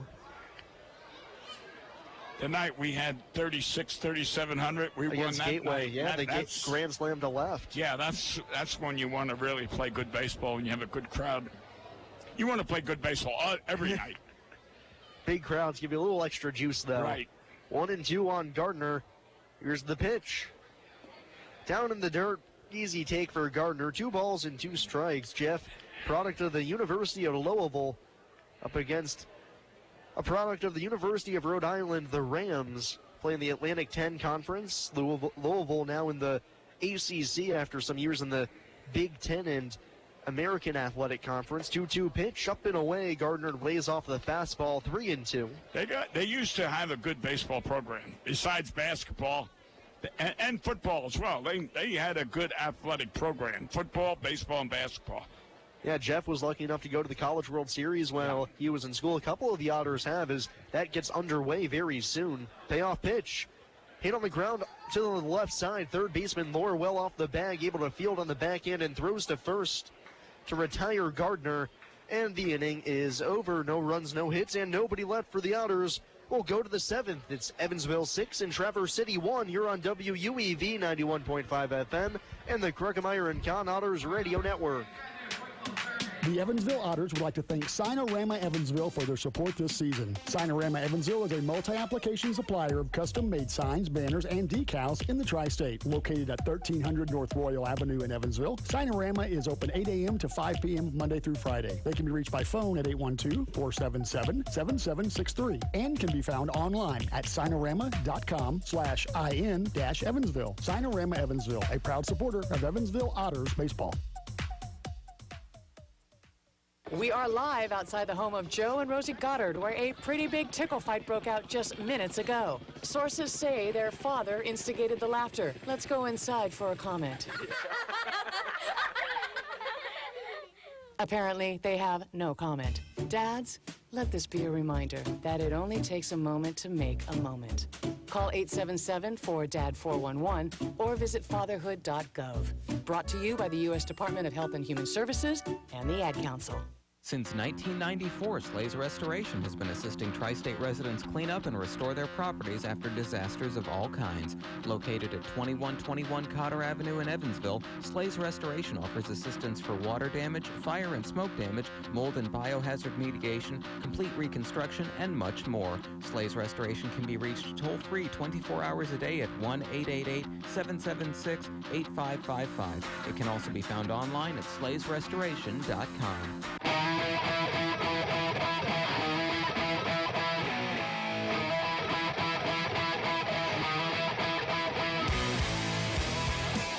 Go to the final third of this ball game. It's the Otters 6 and the Beach Bums 1 as we begin the top half of the 7th inning.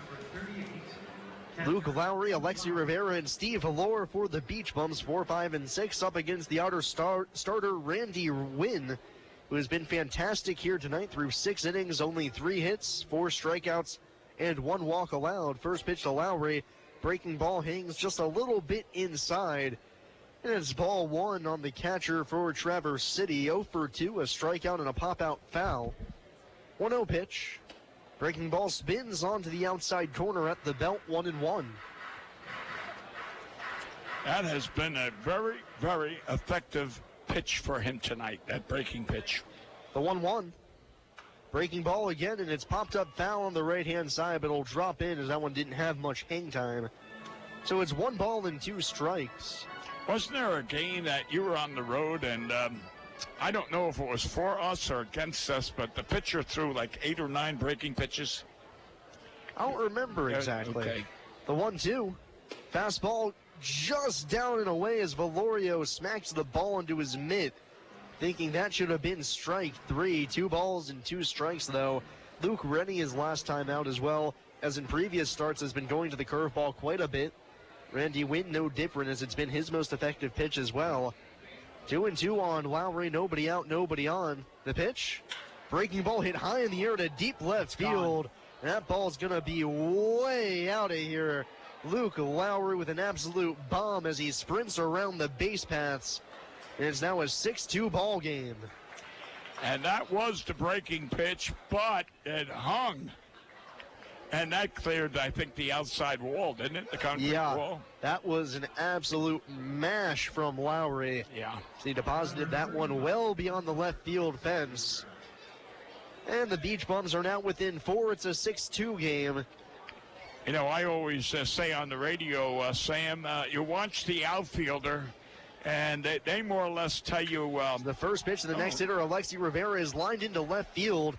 Into the gap goes Long. He cuts it off and gets it back in quickly enough to hold Rivera to just a single. Now those are the 2 hardest hit balls we've seen off of Wynn. That'll prompt some action down in the bullpen for the Otters, as it looks like Sean Adler's getting up to start loosening, as well as Tyler Beardsley. So now Max Peterson comes out of the dugout, most likely to provide some time for the men in the bullpen to get loose, as it looks like Tyler Beardsley will be the one to try and get hot and ready. Yeah, Max can't replace anybody if the guy just hasn't thrown a pitch yet down there. But it's just like you say, give them time to warm up. The Braves, many years ago, 60 years ago, 56 it was to be honest, we had a pitcher, Bob Coleman would say warm up, and I'd get up there to warm him up in the bullpen, and he would throw, and I'm not exaggerating, 5 to 10 pitches, and he'd say, I'm warmed up, and he never threw a fastball. And he'd be ready to go. I know a couple of guys down in the bullpen are like that. Keanu says he only needs about 8 pitches or so to get nice and ready. Yeah. He's used to being called upon in a moment's notice. As Laura now steps to the plate, he's 0 for 2. First pitch home to him. Wynn spins over a breaking ball for strike 1. So the solo shot, and now a line drive single for Rivera. And it's a 6-2 lead for the Otters. Laura at the plate, the league's leading hitter at .352 coming into today. Now Wynn throws over to first and nearly has Rivera leaning, but he's able to slide back in. Still 0-1 on lower middle infield at double play depth. Wynn got one last frame. The 0-1 popped foul out of play, and Moore's down in the count 0-2. Well, back in 1988, when we drafted San Diego, we drafted Andy Bennis out of University of Evansville here. I was sent many times back down to Florida, or down the south, to watch a pitcher named Greg Olson, who might have been number 1. 0-2 pitch hit high in the air down the right field side. That'll drift out of play. Count stays 0-2 on Lohr. And I remember the first time I flew into Athens, Georgia to watch him, and our scout picked me up and took me there, and he said, oh, don't worry, Olson will pitch. So finally, Olson got up to pitch, bullpen relief. And 50, 60 scouts all ran down to the bullpen. 0-2 again, and once again, Lohr able to fight it off as he pops it foul. And I'll tell you, I was so surprised. He got on someone else's back, and they had a back, and then he jogged, and he did this. And I said to our scout, John, I said, when does he ever pitch? All he does is calisthenics. Wynn comes set, the next 0-2. Breaking ball hit on the ground to third, Cruz down to a knee. Fields throws to second for 1, but Cronin loses the handle, and the field umpire out there, Phil Kundle, says that it was lost on the transfer, so the Otters will get the out at second as Rivera went in hard and took out Cronin. Yeah, the manager's out there discussing with the umpire. There's no argument whatsoever. You're right. Cronin was taking the ball out of the glove, trying to transfer the throw to first. With that, lost the grip going from the glove into his hand, and he was automatically out. No doubt about it. Yeah, that's the past couple times we've seen David have a little bit of trouble getting the ball out of his glove at the turn at second, especially on throws from Manny Cruz at third. I know it can be a little bit difficult working with new double play partners and whatnot, just trying to get comfortable. Well, you know what that means, Sam. That means come out early and work on it. Exactly. So now it's Noah McGowan with 1 out. Lohr now at first. McGowan 0 for 2, the first pitch. Fastball, high chopper out to Cronin at second. On to second for 1. Bare hand toss. Oh, my goodness. By Thomas to first for the double play. 4-6-3. The Otters roll it. And Toby Thomas with a nice bare hand grab and throw to end the inning. Will go to the bottom half of the 7th. Time to stretch.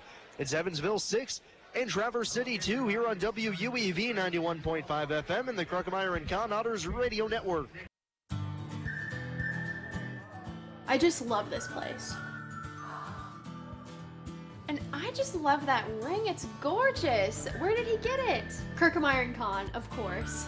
For the engagement ring that will have everybody talking, look no further than Kruckemeyer and Kahn. With incomparable selection, quality, and service, Kruckemeyer & Kahn is the only choice for the ring that will last a lifetime. Kruckemeyer & Kahn, your lifetime jewelers. So, everybody's talking about the ring. It's pretty great, huh? Pretty great. It's amazing. You gotta tell me, man. Where'd you get it? Kruckemeyer & Kahn, of course. For the engagement ring that will have everybody talking, look no further than Kruckemeyer & Kahn. With incomparable selection, quality, and service, Kruckemeyer & Kahn is the only choice for the ring that will last a lifetime. Kruckemeyer & Kahn, your lifetime jewelers. So let's see it. I absolutely love it. He did a fabulous job picking it out. I couldn't be happier. Well, I had a lot of help. I bet I know where it came from. Kruckemeyer and Kahn, of course. For the engagement ring that will have everybody talking, look no further than Kruckemeyer & Kahn. With incomparable selection, quality, and service, Kruckemeyer & Kahn is the only choice for the ring that will last a lifetime. Kruckemeyer & Kahn, your lifetime jewelers.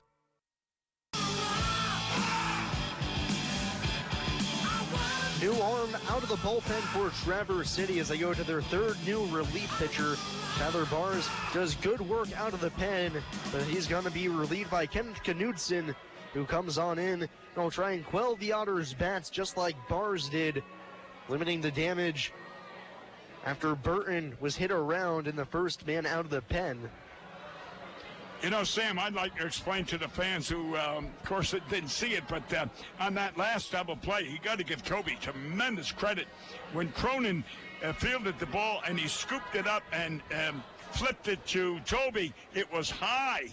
And Toby had to reach high in the air, grab it bare hand, tag the bag, and then get a good throw off the first. So that was a very, very unusual play, and it was accomplished by Toby Thomas's excellent fielding. First pitch home from Knudsen to Travis Harrison, misses for ball one, so we're underway here in the bottom of the seventh. 6-2, Evansville holds the advantage. Traverse City got one back in the top of the frame on the Luke Lowry solo shot to left. 1-0, excuse me, is foul tipped into the mitt of Lowry. 1 ball and 1 strike. Knudsen coming in, 13th appearance. Gaudy ERA at 6.06. He's 1-0. Comes set on the mound, the 1-1 pitch. Harrison skies it in the air to right field. Right fielder Bernard drifts over towards the line a little bit, now camps underneath it and puts the squeeze on it for the first out of the seventh. Harrison retired for just the second time tonight as he drops to 2 for 4.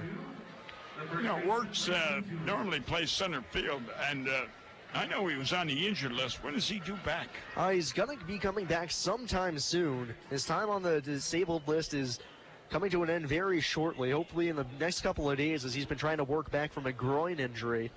Well, now, Doolin at the plate, the first pitch to him, called strike one. Well, I'll tell you, I know he's a pretty good center field. He gets real good jumps on the ball out there, but Harris showed me a lot, and Harris is batting pretty good. 0-1 to Doolin. Called strike two at the belt, just on the inside black. Knudsen jumps ahead 0-2. That might be a fight for who's going to play center. And that nice problem to have when you have too many guys for one spot, as the 0-2 is swung on and missed. Doolin chases a fastball high and away, and quickly 2 down here in the 7th.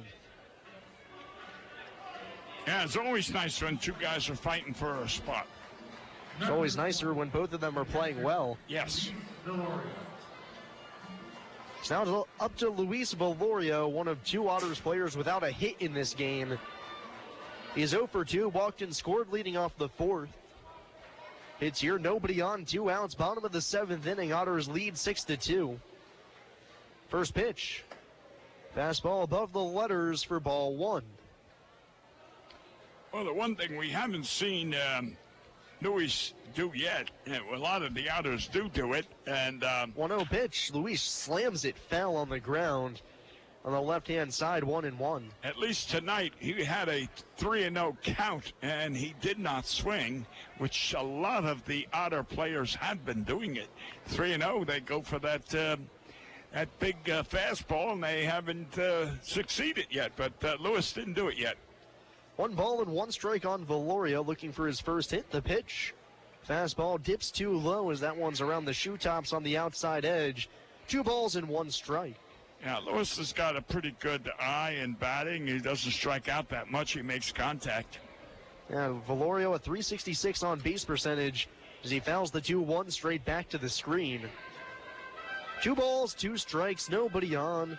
2 outs. Otters lead 6-2, bottom half of the 7th inning, trying to take this first game of 3 against the Beach Bums to start a nice weekend series. Brandy wins through 7 innings. It looks like he'll be going back out for the 8th as nobody is warming up in the Otters bullpen.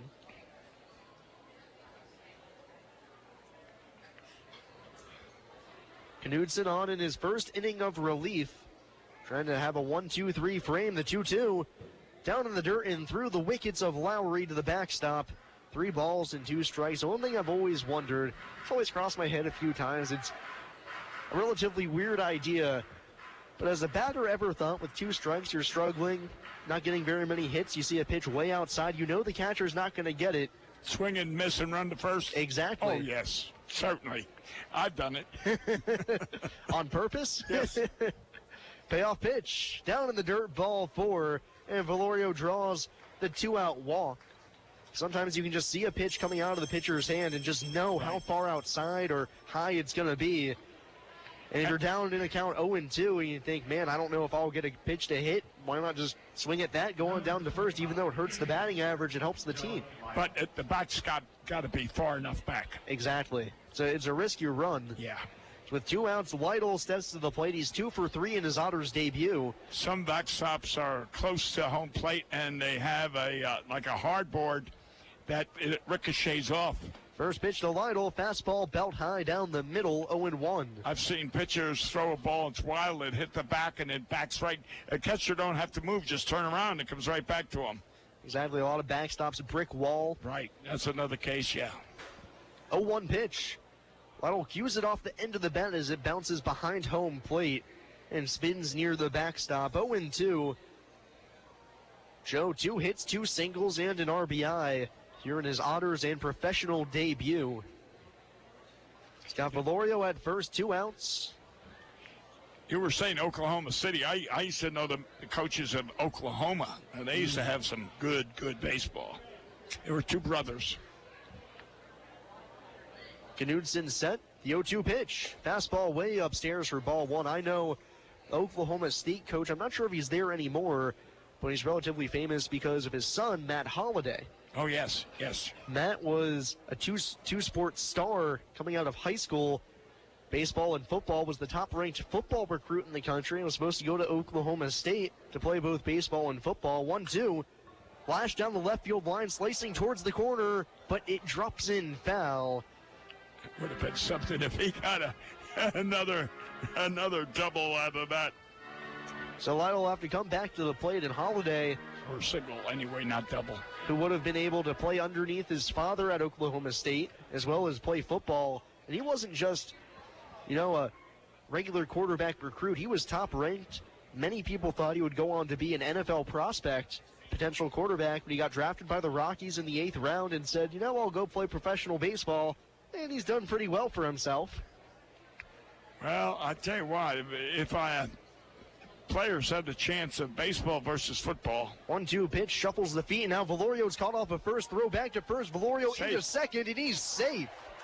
Stolen base. Is that going to be a stolen base? That'll technically go down as a stolen base. Yeah. So Luis, with his 3rd steal of the season, he got essentially picked off of first. He was in between first and second, and Lowry decided to throw behind him to the first baseman.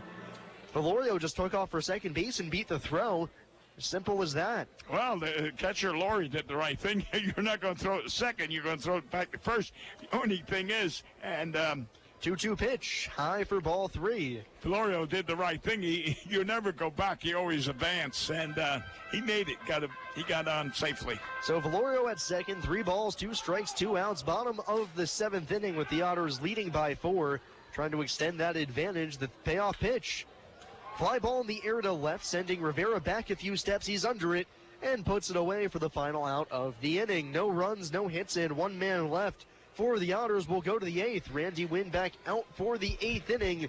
It's Evansville 6 and Traverse City 2 here on WUEV 91.5 FM and the Kruckemeyer and Kahn Otters Radio Network.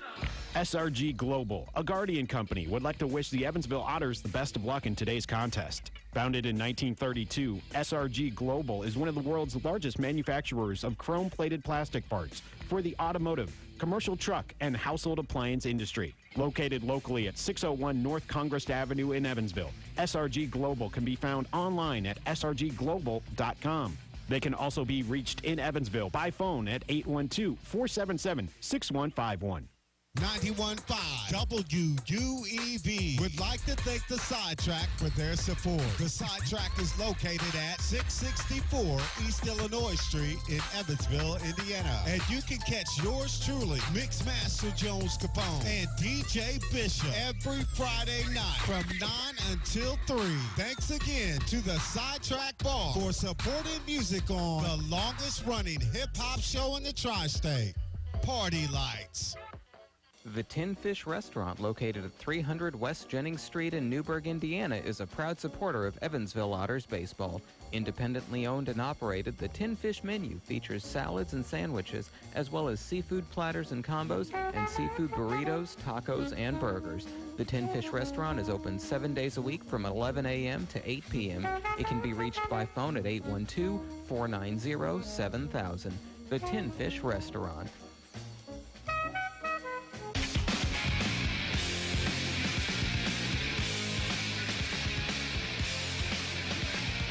We go to the top half of the 8th inning, and Randy Wynn will stay in this ball game. We have only seen one pitcher this year go 8 innings for the Otters. That was Patrick McDuff back quite a while ago against Windy City when he went 8 innings, giving up 2 runs. Wynn trying to match that feat here. He's through 7 innings. He's given up 2 runs on 6 hits thus far. I miscounted. That's 5. You got the double by Isaac. You got the home run by Lowry. You got a single by Rivera. Single by Dudo.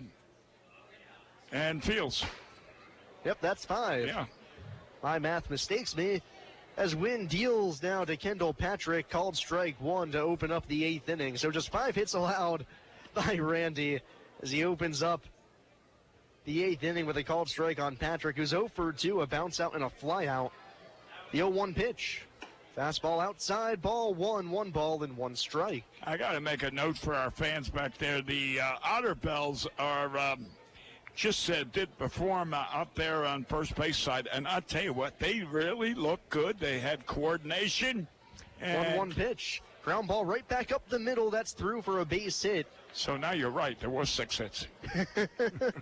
Unfortunately, the broadcaster's jinx lives on, and Wynn allows a leadoff single as Tyler Beardsley continues to loosen up in the Otters bullpen. He was warm last inning, sat back down, and now back up to begin the 8th. On that warm burner off the bat of Patrick, he gets a base knock. And he's at first for Max Dudo, who's 1 for 2 himself. Single his last time up. Wynn's pitch count, he's at 95 right now. So we'll see how much longer he'll go in this game. Top half of the 8th inning, Otters lead by 4. First pitch to Dudo, slow breaking ball, 0-1. It's been impressive from Wynn. He's had a couple different speeds on that breaking ball, like driving a car, able to throw it into different gears. Yeah. A hard one, a soft one like that, and then one in between as well. Dudo batting from the left side, the 0-1 pitch, breaking ball down and in on the back foot of Dudo. He lays off 1-1. He's been very effective with the breaking pitch, which is his bread and butter. And there's another pitcher warming up down there for the 1-1 pitch. Skied in the air, foul ground, third base side. Cruz giving chase. He's over near the fence. That one will land on out of the ballpark towards the parking lot.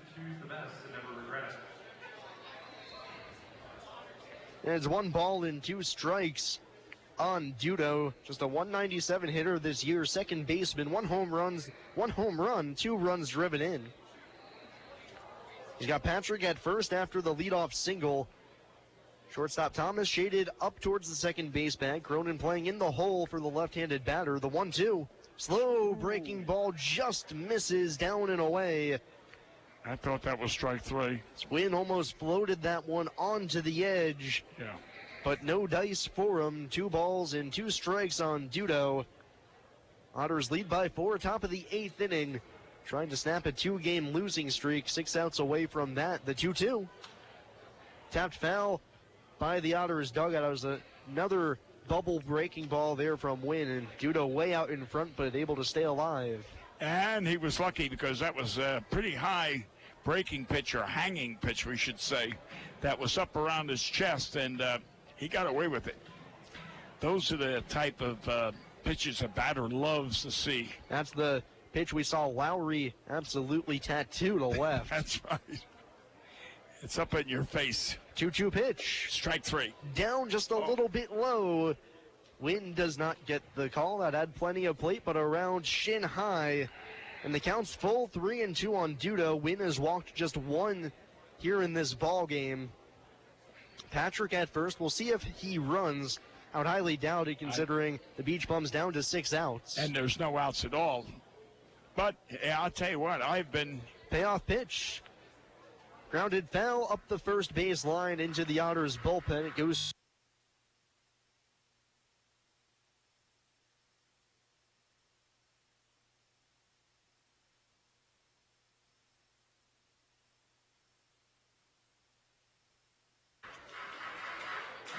You know, 1 run is never going to win a game for you. The good old-fashioned hit and run with the bases loaded. Yeah. Move over to first, and they almost have Patrick picked off as he was just back in there. Wynn had some quick feet on the mound. Nearly had Patrick leaning. Counts full 3-2 on Dudo. Nobody out top of the 8th. Otters with a 6-2 lead right now. Wynn, the starter, comes set on the mound. Rocks and deals the payoff pitch. Hit high in the air, foul ground, right field side. Doolin over as well as Cronin. They're up against the fence and they run out of room as that ball bounces into the concourse. And Dudo stays alive.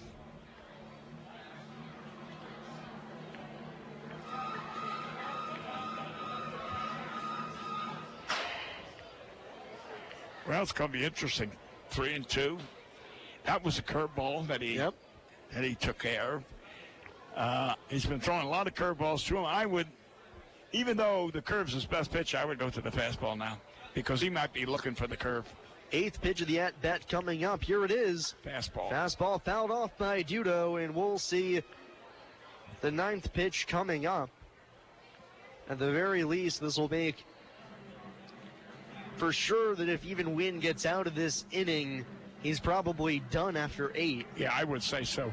And if you notice, he was throwing that curveball, and the last one was a fastball, and he fouled it way off down the third base line because he couldn't get the bat round fast enough because his timing was off. Payoff pitch again, hit high in the air to deep right field. Gardner started in, but now goes back and is able to settle up in front of the track and put it away as Dudo got it just a little bit off the end of the bat.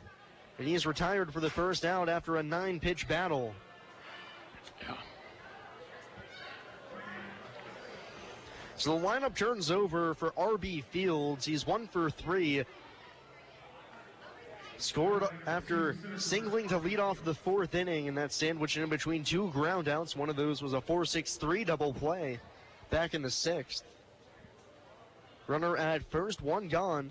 Fields from the left side, first pitch. Fastball called, strike 1 on the outside third at the knees, 0-1. Fields a switch hitter batting from the left side, chokes up on the bat. Some neon green tape on the handle, black barrel, black handle bat. The 0-1. Fastball just a little bit down low as Valorio tries to frame it. That is something you don't see very often anymore, where the batter shows the knob of the bat. Generally, they'll all get down as far as they can. They don't choke up. Wynn set the 1-1. Field swings and misses, tried to wait out the breaking ball, but missed it. And it's 1-2. Yeah, you see some of the best hitters of this generation right now. Joey Votto of the Cincinnati Reds, he chokes up on the bat. Barry Bonds, he choked up on the bat. And whether or not by his fault or his own, he was able to hit a lot of home runs. Yeah. 1-2 pitch. Fastball called strike 3 on the outside corner as Wynn able to whittle the edge. And that's the first strikeout since the top of the third. Am I right? You are correct. Ding, ding, ding, we have a winner. That's the 5th strikeout of the game for Randy. Now there's 2 outs here in the top of the 8th as he's been able to bounce back after the leadoff single. Now it's Isaac Bernard who's 1 for 3 with a double, or 1 for 2, pardon me, with a walk and a strikeout with that double as well. Wynn still dealing with Patrick at first and a throw over. Patrick belly flops back to the bag. I went to my doctor's yesterday, and the doctor was 15 minutes late, and I mentioned something, and he said, we ran out of lollipops. You got to keep the people pleased. I know. Wynn comes set. His first pitch to Bernard. Lashed out foul. Bernard had a wicked cut, but it's no balls and 1 strike on the right fielder for Traverse City. I always tell these doctors when they come in late, I'll say, hey, I want a 20% discount. I mean, you guys, if I got an 11 o'clock appointment, be there at 11. So I want 20% discount. They always say yes, but when the bill comes, it doesn't show. I just take a second lollipop personally. 0-1 pitch outside from Wynn, 1-1. Oh, they told me next time I come in, they'll give me 2. 1-1 on Bernard, 2 outs, runner at first, top of the 8th inning, 6-2, Evansville leads.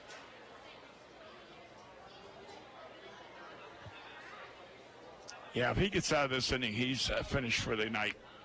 1-1 pitch, flown in the air down the left field line. Long got a late break, but now over in front of the corner. He's able to put it away. Ball was slicing away from him, but he's able to make the catch and end the inning. Randy Wynn, 8 strong frames, gives up just the 2 runs, and we'll go to the bottom half of the 8th. It's Evansville 6, Traverse City 2 here on WUEV 91.5 FM and the Kruckemeyer and Kahn Otters Radio Network. Injuries are inevitable. It doesn't matter if you're playing baseball. I just love this place. And I just love that ring. It's gorgeous. Where did he get it? Kruckemeyer and Kahn, of course. For the engagement ring that will have everybody talking, look no further than Kruckemeyer & Kahn. With incomparable selection, quality, and service, Kruckemeyer & Kahn is the only choice for the ring that will last a lifetime. Kruckemeyer & Kahn, your lifetime jewelers. So, everybody's talking about the ring. It's pretty great, huh? Pretty great. It's amazing. You gotta tell me, man. Where'd you get it? Kruckemeyer and Kahn, of course. For the engagement ring that will have everybody talking, look no further than Kruckemeyer & Kahn. With incomparable selection, quality, and service, Kruckemeyer & Kahn is the only choice for the ring that will last a lifetime. Kruckemeyer & Kahn, your lifetime jewelers. So let's see it. I absolutely love it. He did a fabulous job picking it out. I couldn't be happier. Well, I had a lot of help. I bet I know where it came from. Kruckemeyer and Kahn, of course. For the engagement ring that will have everybody talking, look no further than Kruckemeyer & Kahn. With incomparable selection, quality, and service, Kruckemeyer & Kahn is the only choice for the ring that will last a lifetime. Kruckemeyer & Kahn, your lifetime jewelers.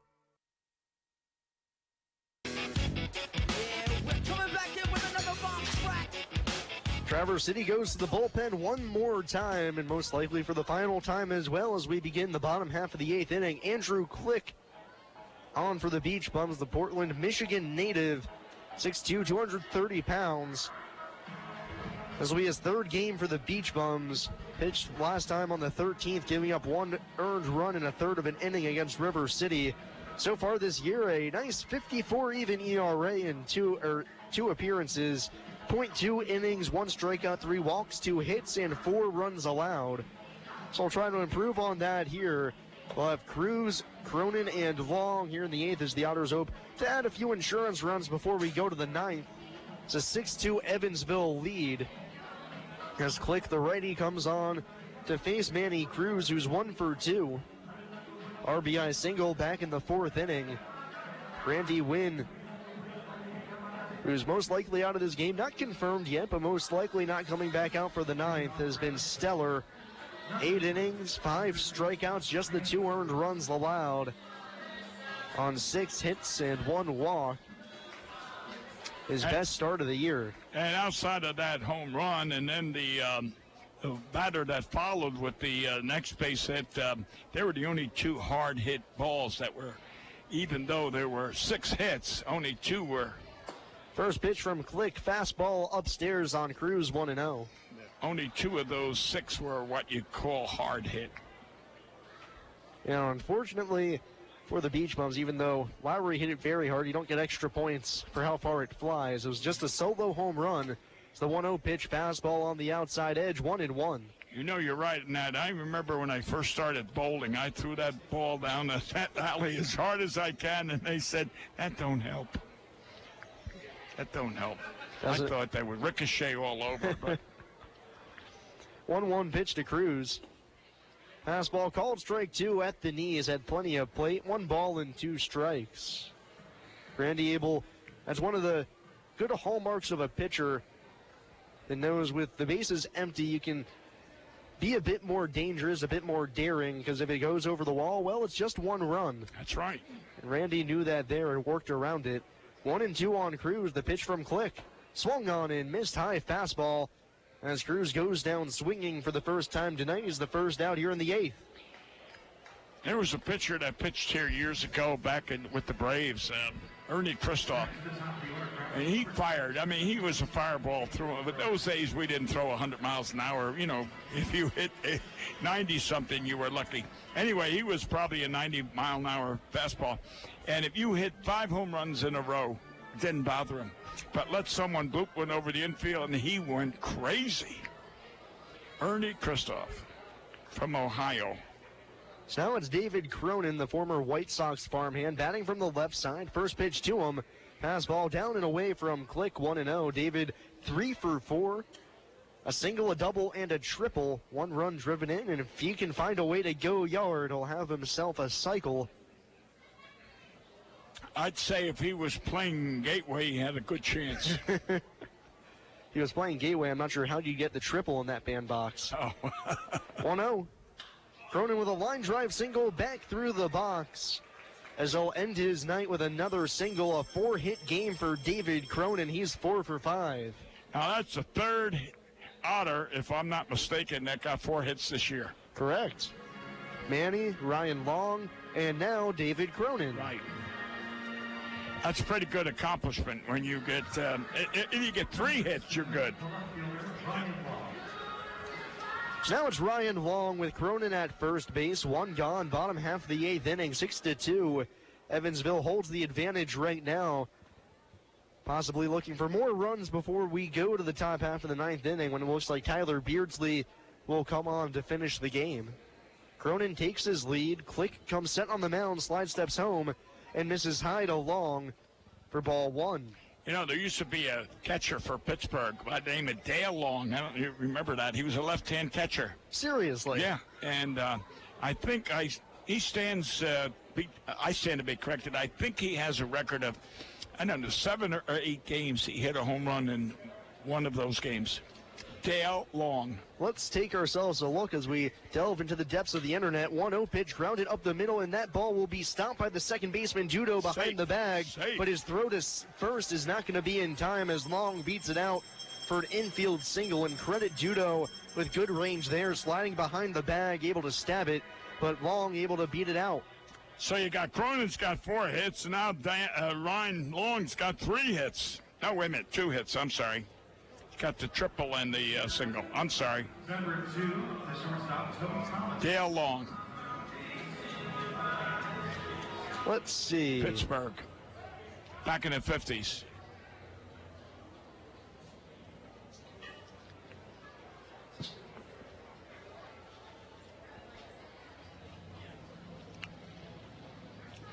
First pitch to Toby Thomas is bounced foul. As I read his biography, one of the records he does hold is in 1959, he hit back-to-back pinch hit home runs. Oh. One of the only players to ever do that. Oh. He was a left-hand catcher anyway. Yeah, one of the last left-handed catchers on record. Yeah. It doesn't show on that about the home runs. I'm going to figure this out. As Thomas swings at the 0-1 and pops it way up. Infield fly rule is going to be in effect as Kendra, the shortstop, settles under it for the second out. You are, in fact, correct. Dale Long, currently tied for the record, first one to do it. 8 straight games with a home run. Right. Do you know the other 2 to do it? No. One of them has his name on the street address here. Don Mattingly? Yep. Don Mattingly. July 8th through July 18th, 1987. 8 in a row. I did not know that. No. And the other guy, pretty good company on the list. Guy by the name with a pretty sweet swing, Ken Griffey Jr. I was going to say Ken Griffey Jr. That I was going to say. Don Mattingly, no. I never guessed that. So now Gardner at the plate, 2 on, 2 outs. The pitch. Fastball high and away for ball 1. Evansville leads 6-2, bottom half of the 8th inning. Cronin at second, Long at first after back-to-back singles with 1 away. Thomas then popped out to short, and now Gardner at the plate. He's 1 for 2 with an RBI single. 2 walks as well. Batting from the left side against the righty Click, who comes set at the shoulders, looks back to second, now fires the 1-0. Gardner with a big swing. It's in and out of the mitt of the catcher to Lowry, and everybody's going to move up in extra base. You know, if you didn't answer that, tell me about Don Mattingly and the other 2, Ken Griffey. I'll tell you what, I would have bet within the next 10 minutes or 5 minutes, Bill Bussing, the owner of the Otters, would have sent the message up here saying who it was. He knows his baseball. We can go on down. There's a whole bunch of interesting consecutive game streak. Ted Williams holds the record for most consecutive games reaching base. Jeff Gardner at the plate out of 23-game on-base streak. Well, he wasn't even a third of the way to good old Teddy Ballgame's record of 84 in a row. 1-1 pitch. Gardner slashes it foul down the left field side, 1-2. 84 games in a row getting on base. Who's that? Ted Williams. Oh, really? Mm-hmm. Ted Williams back in 1949. 1949, really? He's the greatest hitter of all time, in my opinion. I had the pleasure of being in his company, but I didn't know him, but I knew his son, John. 1-2 pitch to Gardner. Down and in, good block by Lowry. That'll save a run. So runners have to hold at second and third. There was a big argument, about they wanted to freeze his body. Yeah, with cryogenics. Yeah, something like that. I believe right now his body and his mind are still frozen. Yeah. There was an argument between his son John and the family. Yeah, somehow. And the daughter. Yeah. What to do? Very weird situation. There's a good book that chronicles Ted Williams' life. The 2-2 pitch comes home. Outside for ball 3, count full on Gardner. It's called The Teammates. It tells the story of Ted Williams and his teammates on the Boston Red Sox. The friendship mainly between Ted, Bobby Dorr, Dom DiMaggio, and I'm blanking on the fourth right now. Walt Drupo, Vern Stevens. Let me take a look back to the good old internet. The payoff pitch comes home, and it's outside to Gardner. He draws the walk. So the bases will be loaded with 2 outs. Third walk for Gardner. For Travis Harrison. Bertie Tebbets was the catcher. Walt Drupo was the first baseman. Vern Stevens was the shortstop. Bobby Dorr was the second baseman. And Don DiMaggio played center. Johnny Pesky. Oh, Pesky was the second baseman, right? What's name was the third baseman? Dorr. Dorr, yeah. pesky pull. Yeah. Down the right field line at Fenway.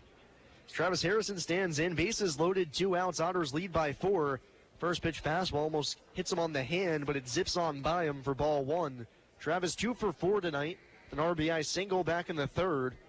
Hitting here with the bases juiced. Otters already leading by 4 runs, bottom of the 8th inning with 2 away.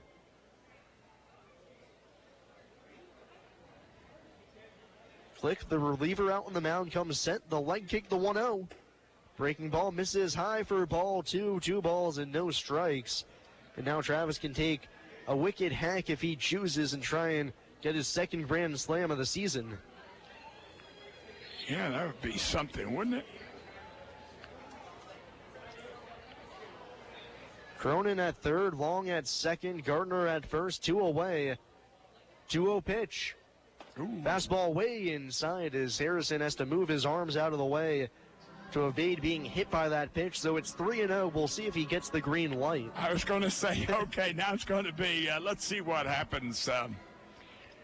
I know Andy does allow his batters to swing at the 3-0. I'm not saying it's right. I'm not saying it's wrong. It's an individual thing. Click ready. The 3-0. Fastball called, strike 1 on the outside corner, belt high. It looked like he was ready to swing if that was a little lower. Yeah, Harrison was lunging towards that pitch before hitting the brakes. Yeah, he was going to swing. I thought it was high myself. That's what he did. So it's 3-1 on the Otters center fielder, trying to really put this game out of reach of the Beach Bums. Otters lead by 4 here in the 8th. 3-1. Down and away for ball 4. It's a bases loaded walk. That'll force Cronin home, and the Otters now lead 7-2.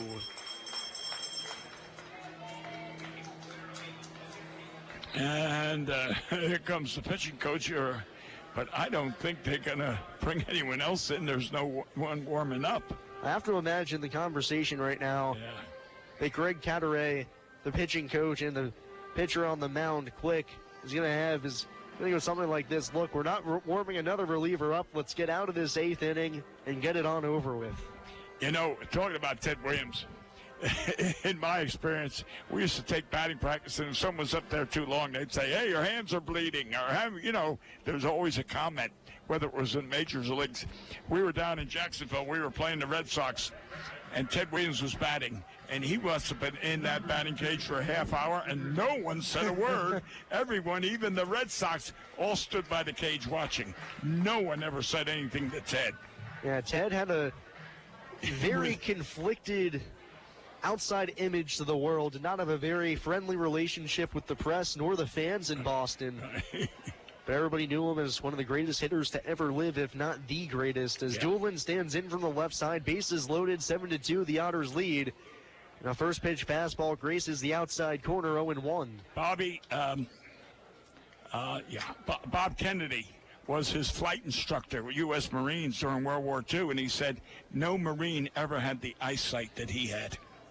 And that was, you know, flight instruction or flight, whatever. Yeah, it's amazing to think about. Ted put up, obviously, Hall of Fame numbers. He was great, but he lost 2 years to World War II and then a couple more to the Korean War as well. Right. 0-1 pitch to Doolin. Swing and a miss out in front. He's down in the count 0-2. And still come back and say home plate is off by a fraction of an inch, and they said no way. They took the engineers, or engineers, they measured it was being in the Korean War and coming back and saying home plate's off. Not only did he come back, he kept playing at the same level that he was at before leaving. It's just astounding. The 0-2. Julian foul tips it in and out of the mitt of Lowry. No balls and 2 strikes. The statistician actually did a little bit of a study looking at, well, if we were to take the averages of Ted's years and downplay them just a little bit and stick them into the years where he left, what would his final numbers have looked like? Well, he would have had probably 800 home runs. Yeah, that's true. Would have had well over 3,000 hits. And would have surely gone down as the greatest slugger to ever live, which he currently probably is. The 0-2 again. Fastball high. Doolin lays off 1-2. Of course, the argument, some people say he's the most technically gifted hitter then Babe Ruth had the most power, but Stan Musial in that conversation as well. Yeah. Put Mickey Mantle in there, too. As well. Joe DiMaggio. Yeah, DiMaggio. Maggio was the greatest player at my time. Click set, the 1-2 to Doolin. Swung on and missed. Doolin's down on strikes for the third time tonight. But the Otters add one more and will go to the ninth. Otters looking to snap a 2-game losing streak. Tyler Beardsley on. It's the Otters 7 and the Beach Bums 2 here on WUEV 91.5 FM and the Kruckemeyer and Kahn Otters Radio Network.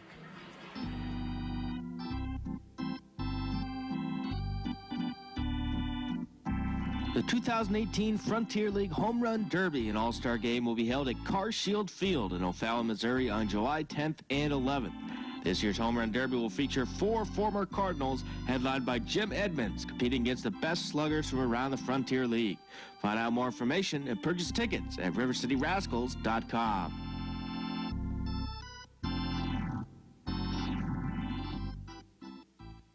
All students in Indiana deserve a safe learning environment without the threat of bullying. I'm Teresa Meredith, president of the Indiana State Teachers Association. It's up to us as educators, as parents, as adults to stand up on behalf of bullied students, identify, intervene, and advocate. One caring adult can make all the difference.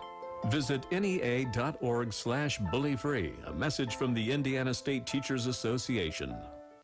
Hi, I'm Bill Morgan of Bill Morgan Roofing and Construction. I've built a reputation of doing quality work that will stand the test of time. We didn't get here by knocking on doors, talking gibberish, or trying to be the lowest bid. You don't like to be sold to, and that's not what we do. My philosophy is simple: treating your home like it's my own, from start to finish. For roofing, gutters, siding, give us a call at Bill Morgan Roofing and Construction. Roofing the right way. 812-499-5892 or BillMorganRoofing.com. You're listening to exclusive coverage of Evansville Otters baseball on 91.5 FM WUEV Evansville.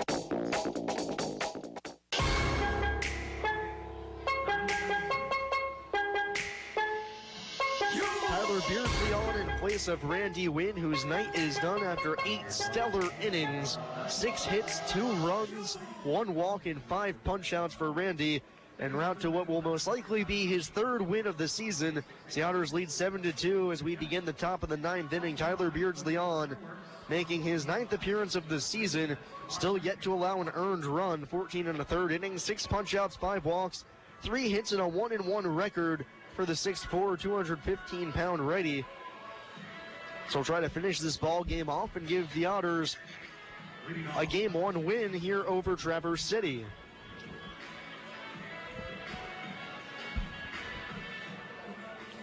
Well, tomorrow night, if we have a night like tonight, not only a good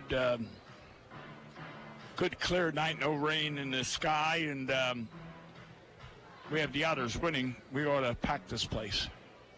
Yeah, the Otters playing some good baseball now after a couple of tough losses over the weekend. Coming back strong here as Beardsley deals to Will Kenger, leading off the inning. And the first pitch is hooked on the ground to the right side in shallow right field. Manny Cruz picks it up and throws to first. As the third baseman playing shallow right field throws out Will Kenger on what will go down as a 5-3, but I don't know if you want to call it a 4.5 to 3. I mean, I've never seen that in my life before. Signal into right field. However, the third baseman is playing a softball extra outfielder, and he throws the runner out or the batter out. This is unbelievable. Hey, the shift worked, and Kenger's out to open up the 9th. Now it's Luke Lowry, who's 1 for 3 with a mammoth home run. I don't know who designed that play there, whether it was Andy or Boots or whoever, but it paid off. First pitch from Beardsley is a called strike 1 on Lowry. They employed that shift back at Traverse City, not as extreme, but now going to it more here as the 0-1 pitch is hit hard on the ground to Cruz at third. Backhand stop from his knees, throw low to first, but on one hop, Doolin able to pick it as he got a nice easy hop to field over there at first. So 2 plays from Manny, 1 in shallow right, 1 at third. And there's 2 outs here in the 9th inning. Otters now 1 out away from claiming this first game of the series and improving to 16-14. I tell you what, the last 2 plays are unbelievable. He got Cruz there. He bounces one to first base. Perfect throw. Perfect. So it's up to Alexi Rivera, who swings at the first pitch and pops it foul out of play, 0-1. I remember years ago in the major leagues, several shortstops used to bounce the ball to first because of the AstroTurf, and it would actually skip faster than if it was in the air. Ozzie Smith, absolutely famous for that. Yeah. 0-1 pitch. Rivera takes down low, 1-1. Ozzie, so many of the phenomenal highlight reels you see of him, when he gets up and makes the throw, he almost always skips it in because he knew that would be quicker. 1-1. Fastball tails down and away for ball 2. Rivera 1 for 3 batting from the left side here against the righty Beardsley. 2 outs, nobody on. Otters lead by 5 here in the 9th. Beardsley trying to close it out. The 2-1. Foul tipped into the mitt of Valorio, and the Beach Bums are down to their final strike here in Game 1 of this 3-game set. I'll tell you, the Otters have played outstanding tonight. 13 hits, but the defense has been outstanding. Cruz made a great play. Brandon on first has made several. The 1-2 or 2-2 pitch, fastball way outside all the way to the backstop. And the count's full 3-2 on Rivera. And you got Toby with that play. And what surprised me was I think the play of one of the plays that impressed me was Harrison in center when he held that one hit to a double instead of going extra bases, possibly inside the park homer. Beardsley gets his sign. Roxon delivers the payoff pitch. Swung on and missed. You can put a bow on this one. The Otters win it 7-2 and take the first game of this 3-game set against the Traverse City Beach Bums. The 2-game losing streak is done. The Otters are 16-14. Randy Wynn gets his 3rd victory of the season as Matt Murphy dealt the loss in his professional debut. And Tyler Beardsley, not credited with the save, but he finishes it off for the Otters as they win by a final score of 7-2. We'll take a short break and be back with the post-game recap and final line scores as the Otters take this one 7-2 over the Beach Bums. You've been listening to Evansville Otters Baseball, UE, and the Krugemeyer and Kahn Otters Radio Network. No matter how large or small your digging project may be, no matter how urban or rural, you must always call 811 before any digging project. 811 is our national one-call number, alerting your local utility companies to come out and mark any lines they have near your dig site. So before you do this or this, make sure you do this. For digging projects big or small, make the call to 811. Brought to you by Indiana 811. Up early, staying up late, or just can't sleep? Give 91.5 FM a listen. 3 to 5 a.m. Sunday through Friday. It's the overnight flight. Hand-picked grooves for the Tri-States late nights. Nothing sounds quite like the overnight flight. 3 to 5 a.m. Central. 91.5 late night style from the UE campus. Tune in radio app in your phone. Across the world on WUEV.org. The Evansville Otters would like to thank the Evansville Courier and Press for their support and coverage of Otters baseball. The Evansville Courier and Press provides news, sports, and weather coverage to the Tri-State, both in a print and online. The Evansville Courier and Press can be found online at courierandpress.com, as well as on Facebook, Twitter, Instagram, and Pinterest. The Evansville Courier and Press, a member of the Journal Media Group.